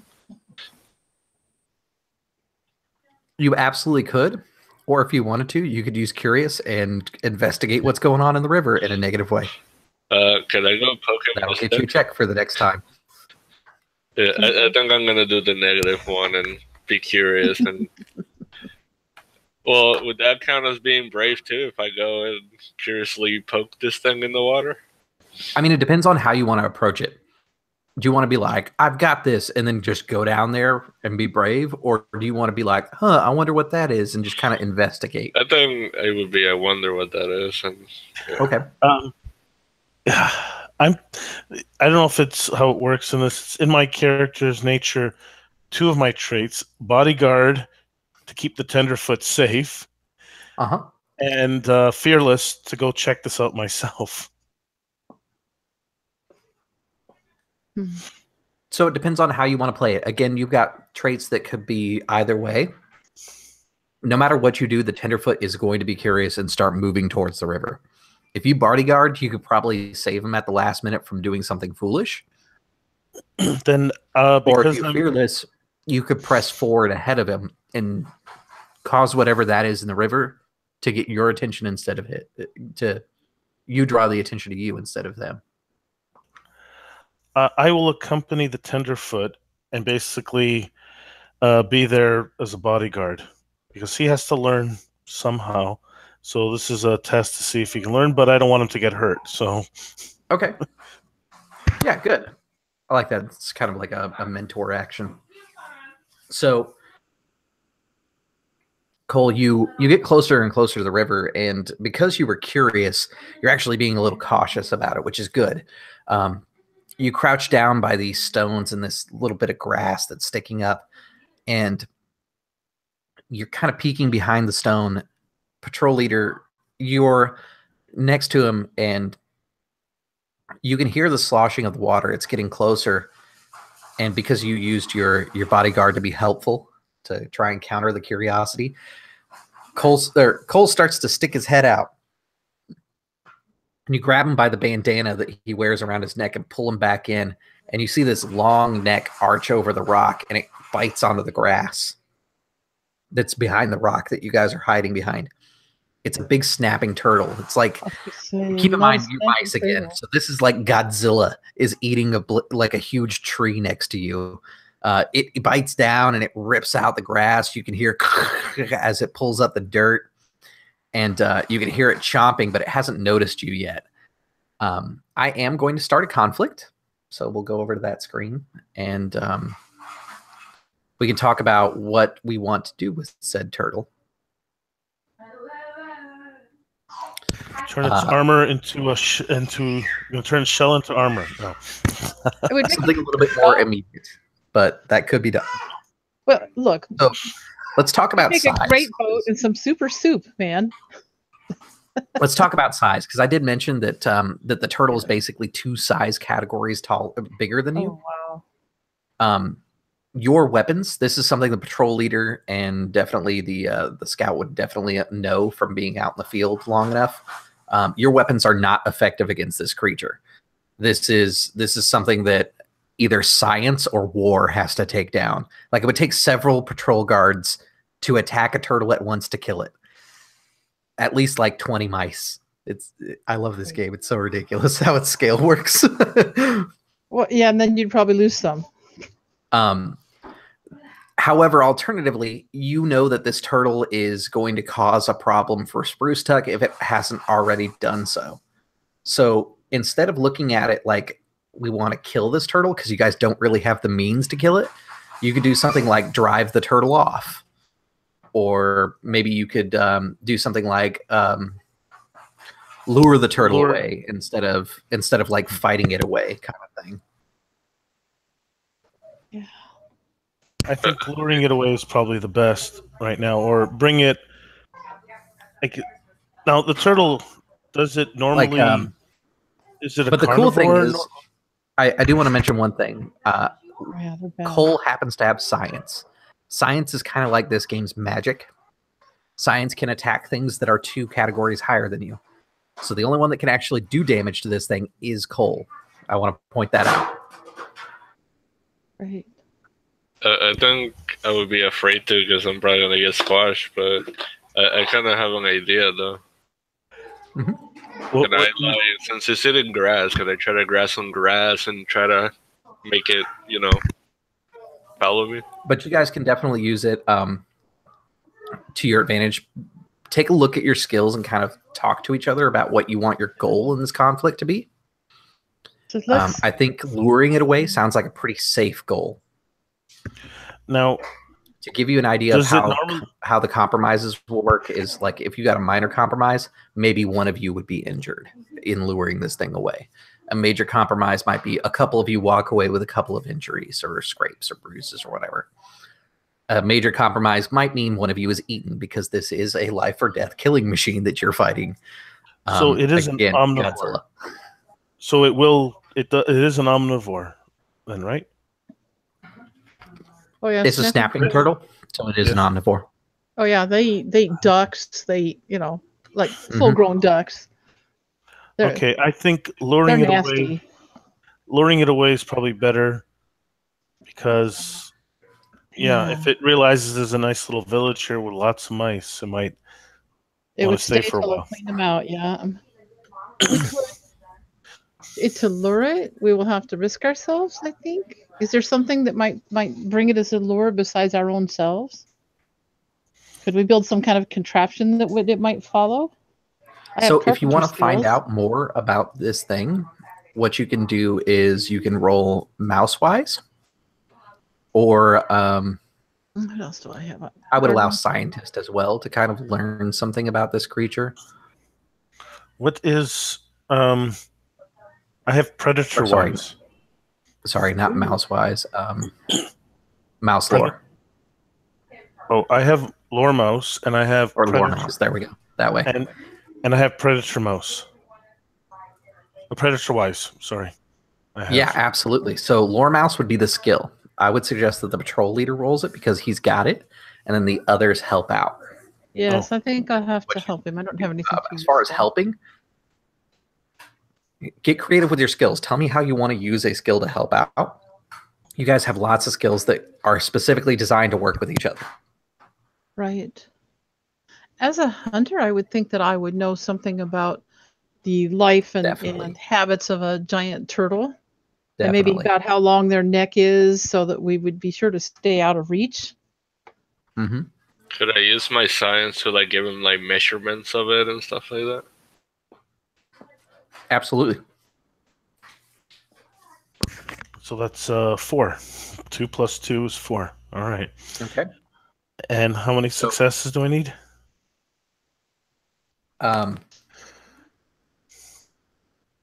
It's not really doing anything against you, so I'm not going to hold its full number against you. I think that because you haven't directly engaged in it, you're just kind of observing it right now. I think that 3 successes would be enough to really find out a good. Actually, you know what? Let's do it as a scale. It's an ob 0. The more successes you get will tell you more information about what you can do with this thing. Okay. Okay. Ooh. 1. That was a 6. Oh, but you can't have a fate point to re-roll your 6, do you? I don't. Not anymore. Okay. Let's find a way to gain more. I don't know how. So you're kind of thinking and you're scratching your head trying to remember what you know about reptile life and things like that. And snapping turtles do eat a lot of stuff, but they tend to go for the easiest things to find. So right now, the easiest thing are mice. However, if there were insects and bugs and things like that, that would be pretty good. So you're saying you happen to know somebody who can use Insectress. So you're saying if we had a ladybug, that would have been a good. That could have worked. Well, you could also I use, do like, have some Insectress skills to find bugs and take command of them and stuff like that. Oh, you can take command with bugs with Insectress? Mhm. Oh, I didn't know that. That's cool. Yes, I have the whole insect thing going. You're the ranger of the group. You know that that dragonflies are a particular favorite of snapping turtles. Rebecca, if you feed Rebecca that information, finding a dragonfly could be the next part of this mission if you want to use the dragonfly as a tool to lure this thing away. Oh, that would be awesome. We could tie a string on it. And we can keep it just out of his reach and he might follow it. I take coal. You could just use mind control to keep the dragonfly flying in front of it and just like guide it down river. Oh man, I can use mind control. I'm liking this better and better. So I get coal back quietly to where Rebecca is, and I said, Rebecca, there's a snapping turtle over there. Is there we need to bring it something that is much more tasty than grass and lure it out of the way of the village. Do you think you can help us with that? Oh yes, I think I can. They like insects. They like dragonfly. I think I can acquire a dragonfly. And so I guess she's going to, I mean, it's nice and wet and it's spring. There'll be dragonflies around. Absolutely. To find a dragonfly, it will require a hunt test. Your op will be 2. Okay. I have 4 in hunting. I can assist with that. Sounds like a plan. Could I use my Garwise to help? Guardwise only gets 1 use. I gotcha. Let me see what I can do. So that puts me at 5. Okay. What skills can I help her with, or is it just hunt? Now, how many did I have to beat? 2? 2. She's already successful, so we'll talk about that next time. Yeah.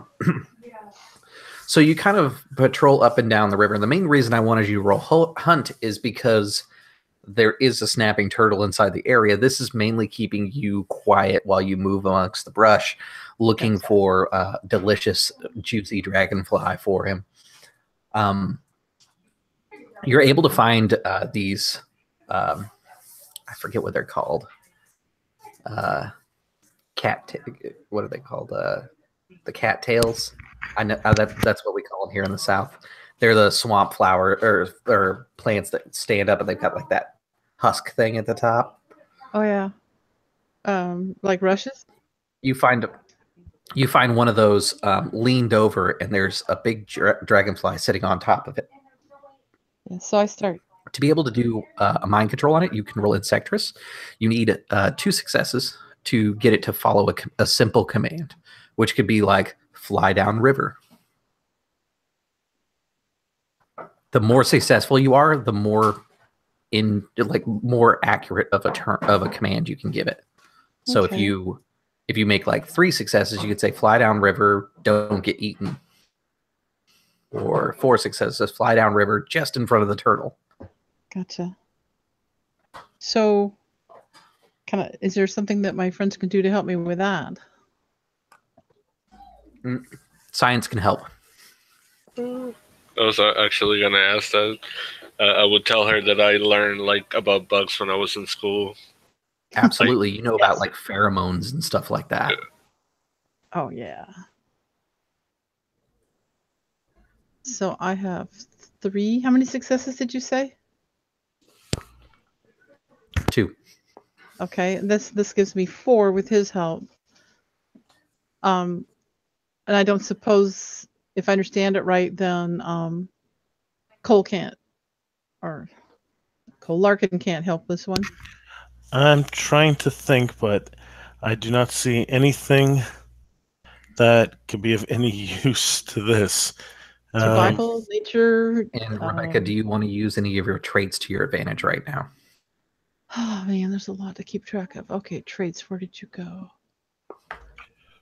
Would alert help with this one then? No, you've already used alert, so it'd have to be one of the other ones. Generous. With generous, could I feed it something? I think that's fair. You know, I could maybe not just kind of talk to it, maybe feed it some particular delicacies that it might like. Yeah, you take a little extra time with it, and you find it some like plant fibers and things like that it would particularly like, and you kind of bring it in and you like talk to it, not just hey, go do this thing. So at any rate, I give it all the lovies and attention and goodies I can. And we'll just see how this goes.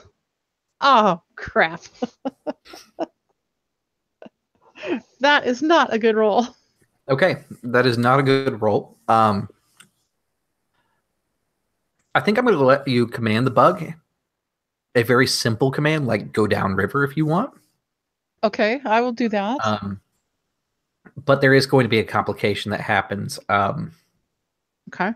It takes more time than you anticipated to convince this bug finally to do it. Like, dragonflies aren't the smartest. It takes you a couple times of repeating yourself with this thing. And then finally it gets the idea of what you want.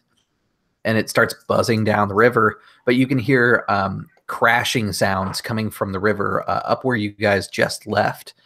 And you hear a loud scream, "Oh my God, my supplies!" Oh no, Finn's supplies.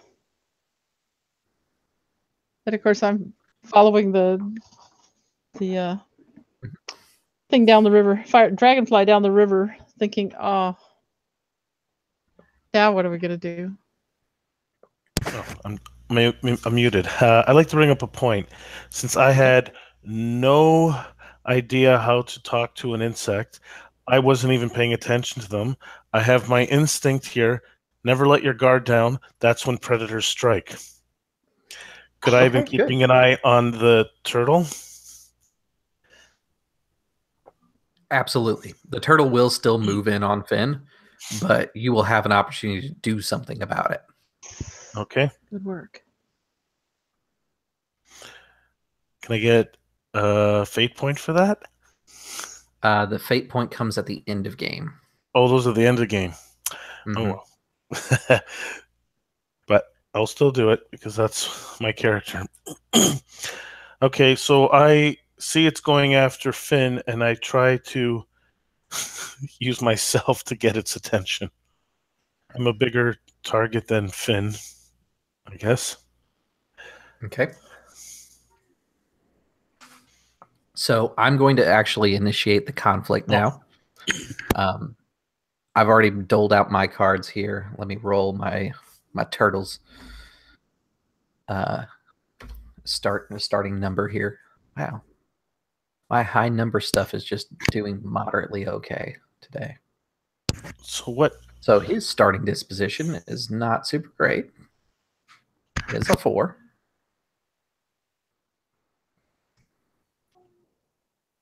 So what are we doing? An argument or a? This will actually be you're doing a fight essentially. Oh boy. Okay. You're using the fight animal row. But you guys are being crafty about it. You're trying to lure it away. That's what your goal is.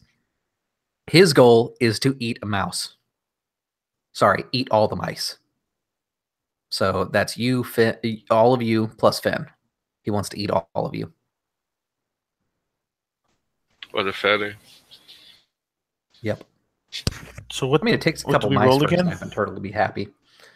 Yeah, you're going to decide who is your team leader on this one. And then the team leader can roll either fighter or hunter to create your initial disposition. I have 5 in fighter. Okay. Do you have? What's your hunter at? My hunter is at 4. I guess I'm in the leader again. Oh, that's who you are. Yeah, well, that is. I am the patrol leader. Okay, so I roll 5 dice, or no? That's modified, or no? Can that be? You can get help. I was gonna say he gets help in all of this. Now, what effect does the dragonfly coming down the river have on it? That could definitely be a form of help. In fact, I would say that might be a tool. So that's going to count outside of it. So you're going to get 1 for the dragonfly. You could get 2 from the helping mice, which is your team. Mm-hmm. And I am going to invoke one of my traits. Okay. Will it work in this case? Fearless? Absolutely. All right, so that gives me +1 dice. Is that? Yep. Okay. So that is 9 dice we're rolling. Okay. All right, and we go. Ooh. So you guys are going to start with 5. Not too good, but oh well. A little better than him. All right, so I've already laid out what his actions are going to be. Keep in mind, this is a hungry, hungry turtle, and let that color how you're going to play against me. Okay, since we're the fight animal action. Yep, you can use fighter or hunter for attack. Defend, you can use lore or nature. If you want to feint it, it could be fighter or hunter. And if you use a maneuver, it could be lore or nature.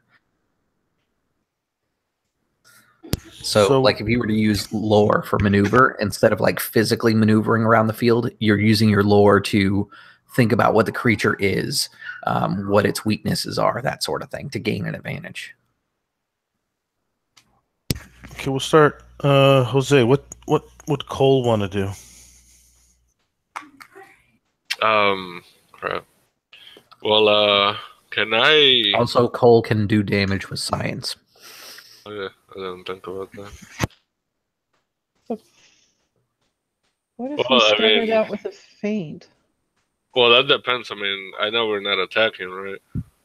No, but you can use science. Like, let's say you pull out some like beakers that you have inside your medicine bag and you begin mixing them, and it makes kind of a weak scent, but it confuses the creature. That will lower his number. I gotcha. It doesn't necessarily have to be like bloodshed, but it can be used as an attack. Okay. Well, I mean, I would definitely try to make some device that I can try to disorient it or confuse it or something. Okay. And that would be probably an attack. I was thinking maneuvering or feint. Or would it be a maneuver? Depends on how you want to use it. I could see it either being an attack or a maneuver.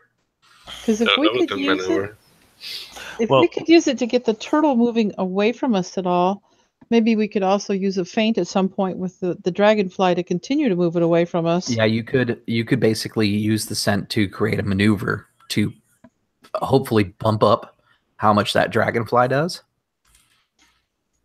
and then maneuver it away with the dragonfly. Oh yeah, make it smell really It'd be a tasty. high gamble because you're basically going maneuver feint, but it could be really successful.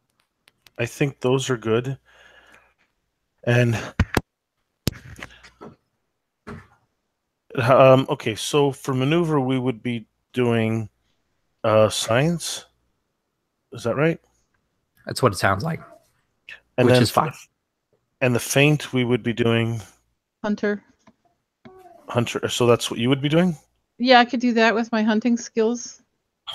Okay, good. Well, I guess you would have to do it because my best is the fighter, but I don't know if it's even worth it to do anything. Larkin, because of your alert, or sorry, your bot. What was it that you activated? Fearless. Your instinct. Because of your instinct, you know that the turtle will attack Finn.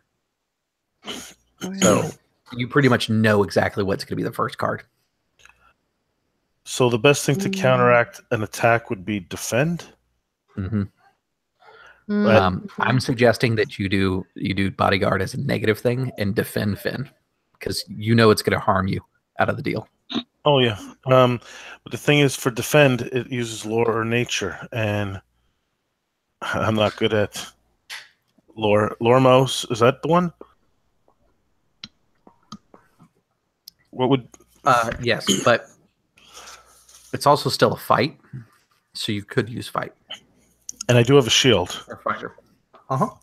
Okay. Oh, it's going to eat him. Which, because we're using the fight rules, a shield does give you some bonuses. Yes, it does. Okay, so I think the first thing has to be a defend. You guys in agreement? Yeah. I think it has to be, and I'll be doing that. We've got to defend Finn. We just have to. Using a shield is going to give you 2 bonus dice on your defense. Yes, I see that. That's nice. Okay, so then maneuver and then feint. I think that's what we're doing.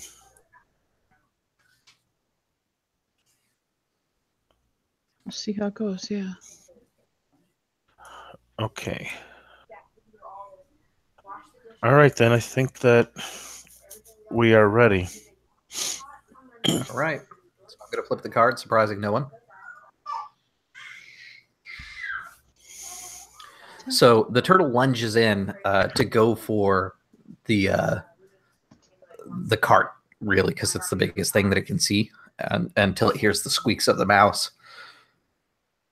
It kind of pulls its head back and begins lashing out. You step in to defend. What does it look like when you defend it? This somewhat helpless mason. I probably try to use the shield to deflect the turtle's beak while moving Larkin out of the way. And can we help with this? Yes, you can, but keep in mind if you help, any consequences that could happen because of this, which might be like an injury, will affect you. Well, but I'm fearless. Okay. So I want to run in and get Finn out of there while he's busy with the defending against the turtle. That's what I'd like to do. Okay, yeah, I like that. I think that's pretty true to who Rebecca is. Use my fighting and like grab a rock and throw it at it. Yeah, I think that's all. I think that's all good. Okay, so that's 5 for fighting, 2 for shield, and then 2 for helping. So that's 9. Yeah. All right. I'm just trying to think if I should actually use bodyguard for an extra dice. You used it positively once before, right? Oh yeah, you used it with me. I use it as to motivate me to. Did I actually add a dice, or was it just to motivate me to? I gave you an auto success essentially by pulling him out of the way at the last minute. So it was used. Okay. Because his curiosity would have gotten him attacked by the turtle. Oh shoot! I keep forgetting. I am sick, or is that right? No, you were. Remember, we were paid off in food, and we gave you a. You have medicine, or you have money for medicine, but you have not corrected the sick condition yet. So yes, you are sick. I thought we had. Okay, never mind. That was. Yeah, I tried to cure him, but he didn't. He wanted me to take it instead. Yes. So that's an. I forgot about that. So that brings it down to an 8. I'm tempted to use tough, basically to counter the sick part, and that's fair. Bring me back up to a 9. You give like a little sniffle and raise your shield defiantly. Yes. All right, so back up to 9. There's a good chance. Good. Go for it. Oh. All right, so one of those he penetrates. I think his beak snaps down on the cart. You weren't fast enough to stop the cart, but you plant yourself in between as Rebecca swoops up Finn. We hear Finn scream about his supplies as Rebecca's got him like over one shoulder and moving him out of the way. The turtle takes a second lunge in at you and like kind of clamps on your shield because his mouth is bigger than your shield. And he starts to kind of pull your shield away, and then tiny pebbles start pelting him on the side of the face, and he roars and turns his head. I love that this fight, I'm describing it like you guys are fighting a T-Rex, because that's pretty accurate. Yes. So you're currently down to a 4. So 4 in. For your okay, for your health in this situation. Let's see. So we'll switch the next. We'll flip the next cards here. It's going to attack. So I'm going to use. Also, not much of a surprise. Hunting. What do I get if I invoke young as a trait? So this is also a versus test. So that was a good call. Okay. For young, it's again, you got to narrate and tell me what you're doing that like. Oh, I'm young and spry, so doing this is going to be easy or something like that. Yes, she's young and she's quick. She's very, very, very quick. And so it's going to enable her to direct the dragonfly as a, let's see. That'll be an insectress then. I think that works fine. As the insectress again. Hmm. And so I get 3 for the insectress, 1 for the young. Let's see Can what I else use my science? I'm sorry, say that again for me. Can I use my science to help her out? Yeah, absolutely. Maybe I would like tell her like which way to send the dragonfly with the wind so that way it goes faster or something. Mm-hmm. Would Pathfinder help? The best direction to send the dragonfly? I don't think Pathfinder will help in this situation. Pathfinder's more about finding your own path. Right. Scout? No. No. Orator to give them confidence in their actions. You know what? Sure, I'll let that happen. I am a leader. Yeah, absolutely. I'll let it happen. Absolutely. Yeah, so she's going to, she's going to dart in and around, and have the dragonfly kind of follow her because she's so quick that she thinks she can kind of get through there and get out and get the dragonfly to catch the big beast's attention. And okay, trying to see if there's anything else I actually have in here. And she's also going to. She's also in all of this, lives are at stake and everything. She's like, "Over here, you big beast!" And she's just gonna say, "Well, here's my chance to go be turtle food. He'll make soup out of me instead of me making soup out of him." And off she goes. That's her bad joke. She doesn't just make jokes; she makes bad jokes. Nice. So 3, 4, 5. the 6. number I to got beat is 6. 4 for your Oh, I got Insectress. 6 dice, so let's cross our fingers. Oh man! Okay, you do have a 6. Oh, I've got a 6. I'm going to re-roll that and use my fate point. Okay, excellent. I just roll 1 dice. Mm-hmm. To roll it again. Oh, another 6. Another 6. The better you do, the better it is. So keep rolling. Okay, that's as far as I got. So- but save my butt. So you tied. That means they will not do damage to you guys, and you're standing inside the fight. But you're not going to get any of the extra successes like bonus dice on your next roll because your breadth of successes was not enough. So she barely manages to pull it off, basically. Yeah, you get the turtle's attention, but it hasn't quite fully drawn over to the dragonfly. It's still kind of in the fight. It hasn't quite been lured off yet. We'll flip the next set of cards here. Turtles get a maneuver. You guys are going to feint, which are independent of each other.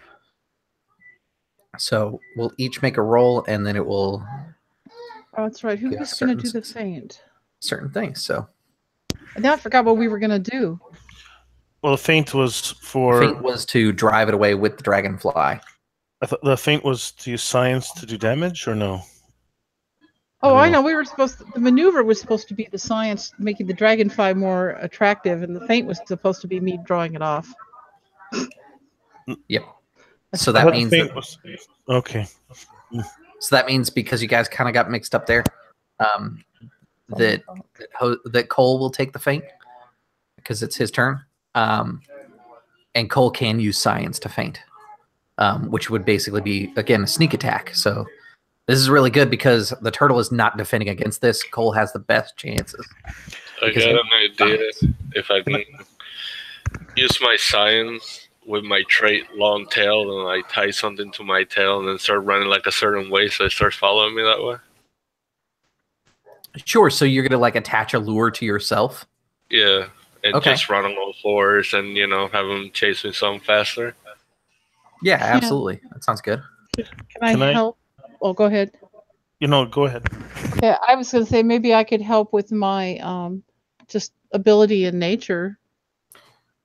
Or maybe Yeah, I hunting mean, would be you could doesn't even really like, matter help too. by saying that you use Insectress to have the dragonfly hassle the turtle. Yeah, okay, I'll use hunter and have the dragonfly swoop back around Insectress, you're right. Swoop back around to help him distract it while he hits it with his science project. Good. Can I use instructor to instruct the best direction to run? I don't know. Good Unfortunately, instructor only works during the player phase. Oh, plan. Basically, you can use checks to teach someone how to use a skill. It's super effective then, but in a fight, it doesn't do you anything. As a fighter, though, couldn't he tell him how to deal with it and how to use his feet or something? I would say yes, but the intent of the skill is to be used specifically for player roles. Okay. persuader. I don't know how that would work. Yeah. Explain. Hunter? Yeah, no. Hunter would be fine. Okay. I could see that working. Then I have hunter. Yeah, Okay. You could do the same thing that Cole did previously, like throw rocks, or if you have a knife, you could throw your knife at it, stuff like that. I have sling bullets, but I don't think that'll register. But sure. Yeah, I mean, it's not going to do any damage, but yeah. it's going to be enough to distract this thing. That's Sure. mainly what this feint is about. Okay, and I distract it with the hunter. Okay. Alright, so with the trade I use, that's 5 dice then, right? Okay.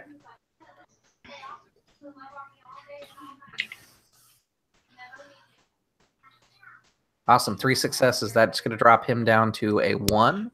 Now, so that's right. We're doing now, but we have an option to, if he could use his persona point to add his nature to Absolutely can. that, because then that'll give us enough to kill it. That is correct. Would you like to do that, Jose? Sure, how does that work though? So your persona point, you spend it, and then you get to add whatever number is next to nature to that total number. Good. which I believe your nature is a 4. Is that correct? Yes. Yeah. So instead of 3 successes, you have 7 successes, which is going to take out the turtle. Okay. I'm done with that. The turtle did roll a maneuver. Technically, these two things happen at the same time. So what it's doing with its maneuver is it lashes down at Larkin and rips your shield from your hand. It's trying to disarm you.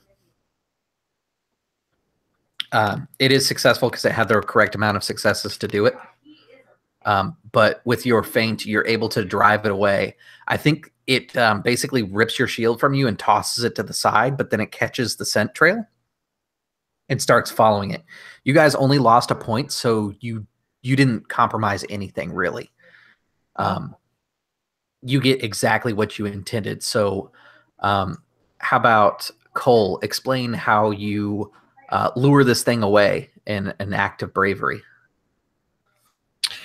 Well, I would imagine that he's running. He notices the bridge is broken, but it's high enough that he can hit the turtle right in the head.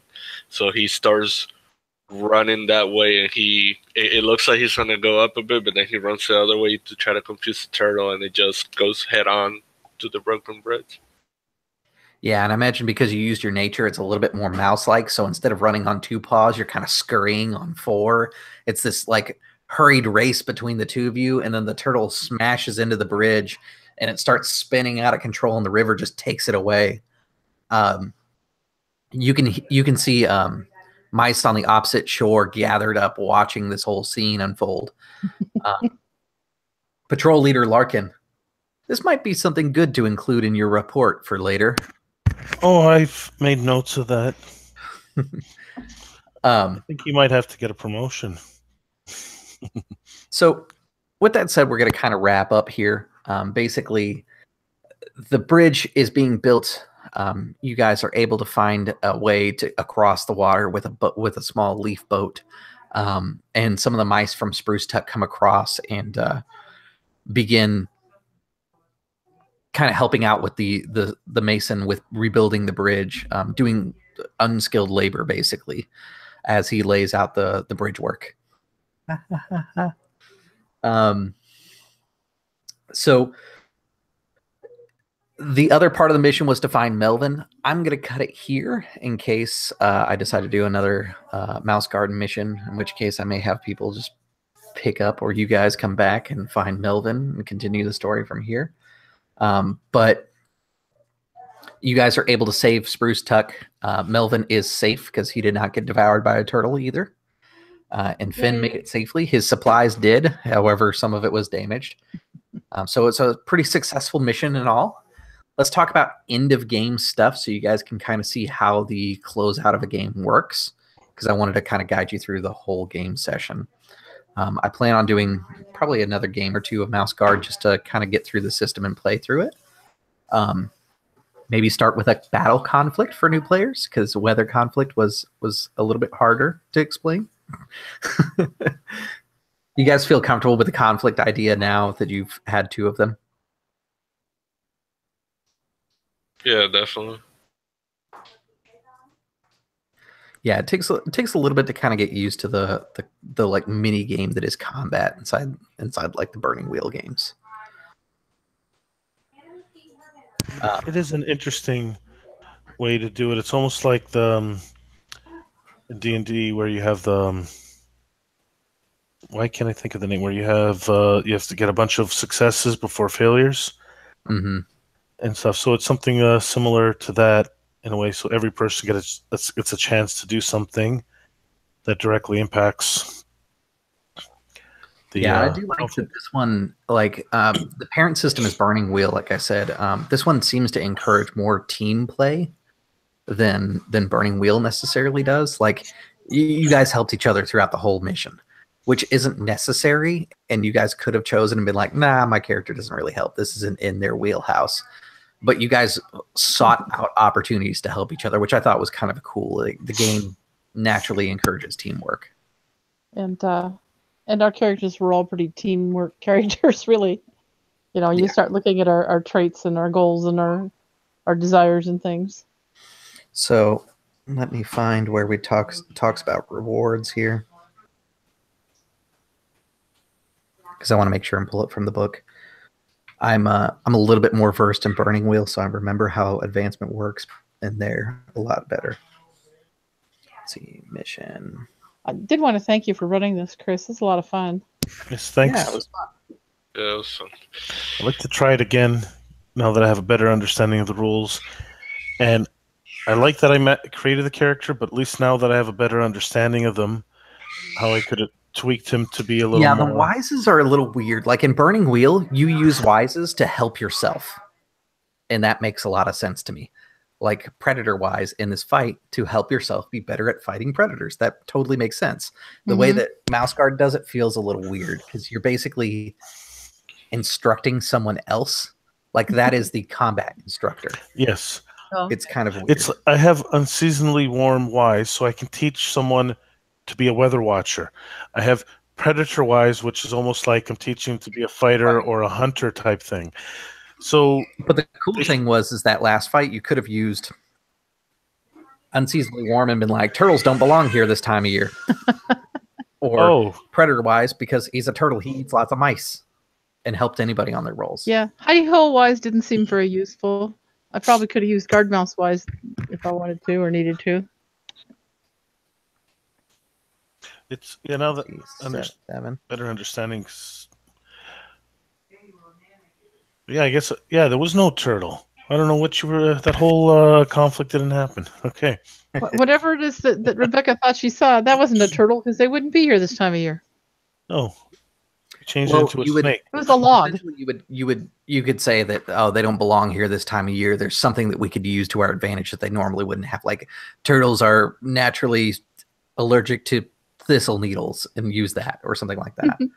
Or turtles are very slow in the spring and rather stupid. So like one of the things that I do like about Burning Wheel's Wise is a little bit better is like the other thing you can do with Wises in Burning Wheel is you can make up facts in the game. So like if you had Arcana Wise and you were like, oh, I know stuff about magic. I don't know how to cast magic, but I know stuff about it. Like you know the philosophy and theory, and your character can make up facts for the game, and you could be like, oh yeah, all magic is powered by wiggling your pinkies in rhythmic fashion. From now on, for the rest of the game, every mage, this is how they cast.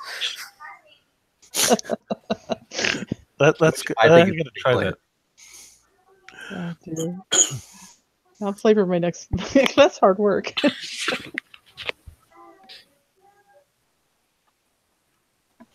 Get old and arthritic, you wouldn't be much of a mage. Sorry, the book is kind of a weird layout. Here we go. So we'll pull up your character sheets. I will start with. I'll just pull up Cole's because it's the first one I found here. So if you played towards a belief, you can earn a fate point. And this is a discussion that we all have, and we decide as a team, did this person play up to their belief? So looking at Cole, for example, Cole has the best way to serve the guard is to preserve life. Does everybody think that Cole played to that belief, and can think of a specific example of when Cole did? Well, even right at the end there, when he was preserving Finn's life by attacking that turtle. Yeah, I think that was a good one. Basically, I think the fact that, well, actually, I'll bring that one up for something else. Okay, and then him using his medicine to help. I was thinking about that for a different reward, actually. Okay. So if that's the case, on Cole's character sheet, at the top where it says Fate and Persona, which I believe he used a Fate point at the end. Yeah. So right now he has 0 and 1. He would actually gain a Fate point from that, so he's back to 1 and 1. And goal, earn my cloak. So earning your cloak is up to your mentor, but Guard Captain Josephine will take consideration from your patrol leader. How'd the patrol leader's report go? Do you think he earned his cloak? Oh, most definitely. I would insist that he gets his cloak. Okay. Without his ingenuity and science, was it that he wouldn't we would not have survived. We might have been eaten by a turtle. Absolutely.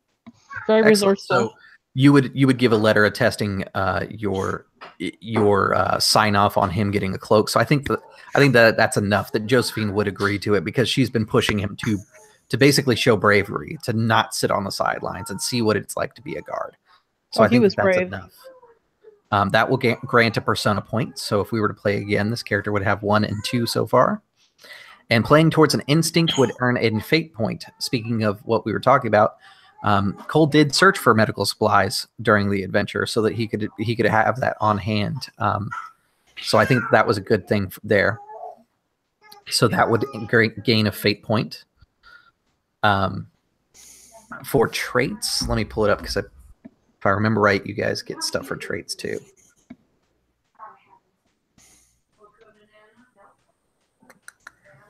Okay, so how a goal works, I'm sorry, I should have explained this. If you work towards a goal but do not accomplish it, you get a fate point. If you accomplish it, you get a persona point. I think that this would be enough to accomplish the goal for Cole. Does everybody agree? Mm-hmm. Yep. Okay. Let's look at who's next here. Larkin, you want to read off your belief and we can discuss if we think that you followed it? My belief is a guard mouse must defend those in his charge until the end. Okay. I'm sorry, there is one other category, playing against a belief. I don't think Cole played against his belief. That's why I kind of skipped over it. Okay. Right.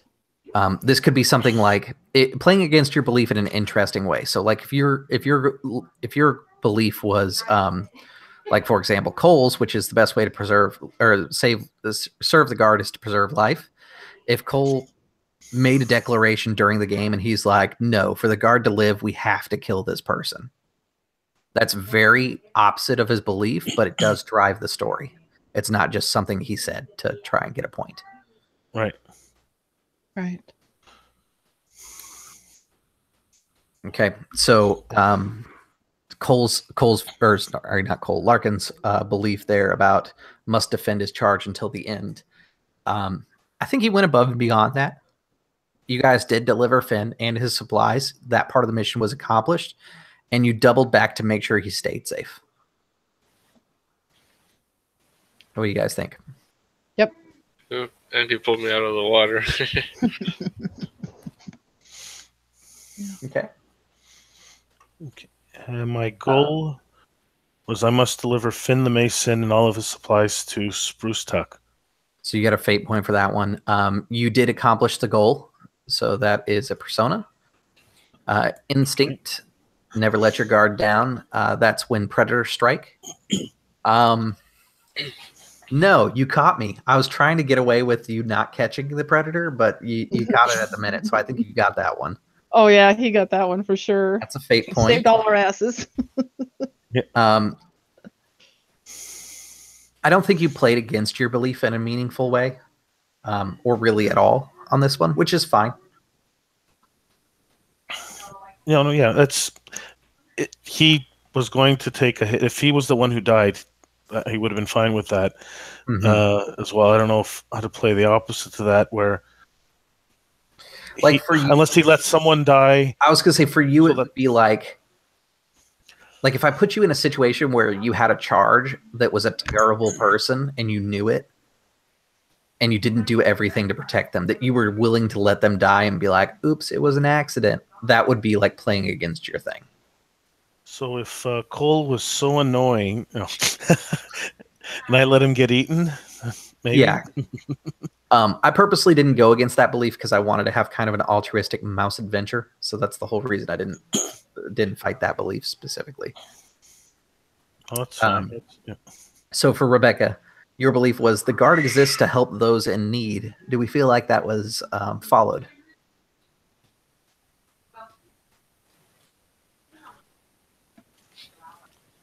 It is a conversation. You guys can chime in at any point. I was going to let them... You can repeat that? The guard exists to help those in need. Do we believe that Rebecca followed that? I think so. I think we all did that because I think that's fair. I heard of it, the bug and turtle. Okay. And the wagons that were stuck. Yep, true. Oh yeah. I forgot all about that. Oh yeah, that's true. I was going to say, I think specifically in the moment that she said, "Let's help them out," when I described the caravan that was stuck on the fork of the road. The goal was to protect Finn the Mason, which was accomplished. Mm-hmm. Instinct: when things get serious, make a joke. I think that came up a couple times. Yes. So that would be a fate point. And playing against her belief, I don't think that happened. Nope. From the way Rebecca was portrayed, I don't think that will happen very often. No, not really. So there are 3 extra things that we can reward people for. Because there's 3 players, logically, it should be one of each of you gets one of these things to gain a persona point. Most valuable player, or MVP, goes to the player who had crucial contributions so the patrol could complete the mission. The group as a whole decides who gets the persona point for being MVP. 1 player per session can be a MVP. The example that they give is that they decide to give a character the MVP because they single-handedly defeated a snake. If we were to talk about this session, my suggestion for you guys would probably be Let's say Larkin. For MVP, I would actually probably say Cole, actually, because Cole handled the most of the fighting inside that second scene. Yes. There is a second reward called Workhorse, which is about having the right skills at the right time. The person that kind of keeps pushing the story forward. I think that the Workhorse would be good for Larkin. Yep. MVP for Cole. I agree. And then the last one is called Embodiment, which is playing to your character and basically when they had the hungry condition, they were convincingly hungry. When they were sick, they were convincingly sick. Or they do stuff like they go and visit their parents, which has no mechanical value but makes a little scene out of it. So I think that Carol probably deserves Embodiment in this case. Like I said, you guys can only get 1 of each, so it's pretty easy to get those rewards since I kept a 3-mouse team. But now you see kind of how after your first adventure, you have way more points. It's easier to do things. Your first mission is like the hardest mission because you start with 1 fate, 1 persona, and you get nothing back in return until the very end. But like Carol, for example, is walking away with a 3 fate and 4 persona for the next adventure. Wow. So it becomes much easier. I think if I was to run another one-shot, I'd probably give you guys like 2 and 2. I think that'd be a little bit more fair than 1 and 1. But that gives you an idea of Mouse Guard. It is meant to be episodic and kind of mission-based, which I kind of like because it does mean that you can have like an overarching story but run multiple people through it and give them individual missions. So that's kind of cool. I think now that I've played it once, I'll remember to check my skills properly or my traits. I wasn't checking them all off, I think. Pass, fail. Yeah, it's a one-shot, so chances are you weren't going to advance too much anyways, but... Hey, guys, I'm going to have to go. I'm sorry. No problem. I was about to wrap it up anyways. I've got to get dinner for my husband and stuff, and I'm just going to have to go. Yeah, absolutely. Well, thanks for thank you. I really, really enjoyed it, though. Thanks for running it, and thanks for playing with you guys. Yeah, absolutely. If you or anybody else who's watching wants to learn more about Mouse Guard, on the Roll20 Presents YouTube channel, they've got 12 episodes, which are each an hour long. It's basically 3 game sessions of Mouse Guard, where you can kind of see the system in more detail so that as you read along, it makes it easier to learn it. They also do a Burning Wheel game if anybody's interested in seeing the parent system, and Torchbearer, which is kind of like Mouse Guard Plus as far as difficulty is concerned. And that one's kind of like traditional dungeon crawler, dark fantasy. I would like to play Burning Wheel, I think. If I can, next time you run it, I think I will. Because it's as fun as this is, I think that's sort of the way you were describing it, maybe a little more interesting, I think. But not that I wouldn't play this again. I like the skills a little bit better. There are certain things that I like better in Mouse Guard and certain things that I like better in Burning Wheel. Like Burning Wheel, conflict falls apart when there's more than one person fighting. It is very hard to do it because essentially each person has 3 cards, and Ah, goals can be all over the place. So, like, your goal of the conflict could be embarrass the swordsman you're fighting. The swordsman you're fighting wants to kill you, and then there's a guy in the crowd that's working for the swordsman that wants to steal a bunch of stuff from people, and then there's another guy in the crowd that's working for the swordsman that wants to distract you so that the swordsman can kill you, and then you have to be conscious of all of that. And Wow. Burning Wheel, fighting multiple opponents is a quick way to die. Like, it's so stacked against you, it's ridiculous. Well, I kind of like the fact that it's basically teams on this one. It makes combat a little bit more fluid. Burning Wheel does really well for like social games. Like if you want to play a bunch of like barons and kings that are having petty squabbles in court, it does phenomenal for that. only way I could decide, I'll have to try it out. Yeah. Yeah, I gotta try it out too. Its fight mechanics are very similar, but a lot more in depth. So instead of like 4 actions in a fight, you have 12 actions. And Wow. in a conversation or a duel of wits, you have, or no, duel of wits is 12, fight is 16 options. And then there's also chase rules, which function basically the same, except for there's a bunch of options for that one. And then there's like range cover, which operates a little bit differently than fight, but very similar. It's an interesting system, but it is kind of complicated. The best way to do it is to get the free PDF online, which is like 96 pages. It's on on drive-through, and play with that for a little while, and then add the other stuff like duel of wits and fight rules, because you don't really need those for the game. It allows you to zoom in when things are super important. So if like you did a duel against your arch nemesis, that's when fight rules come out. When you fight a bunch of guards, screw it, just roll the fight skill and see what happens. That's kind of the basic idea behind it. Like in this game, the weather was a real problem, so we did a conflict for it. The turtle was a real problem, so we did a conflict for it. But if you guys botched another roll on your journey, I was going to have salamanders come after you, and the salamanders would have been just a fighter roll, and you would have dispatched them quickly. That's all it would have been, because salamanders are in the size category smaller than mice, so they're not a critical threat to you. There's actually a lot just in the world itself that's actually just interesting. The mechanics, everything.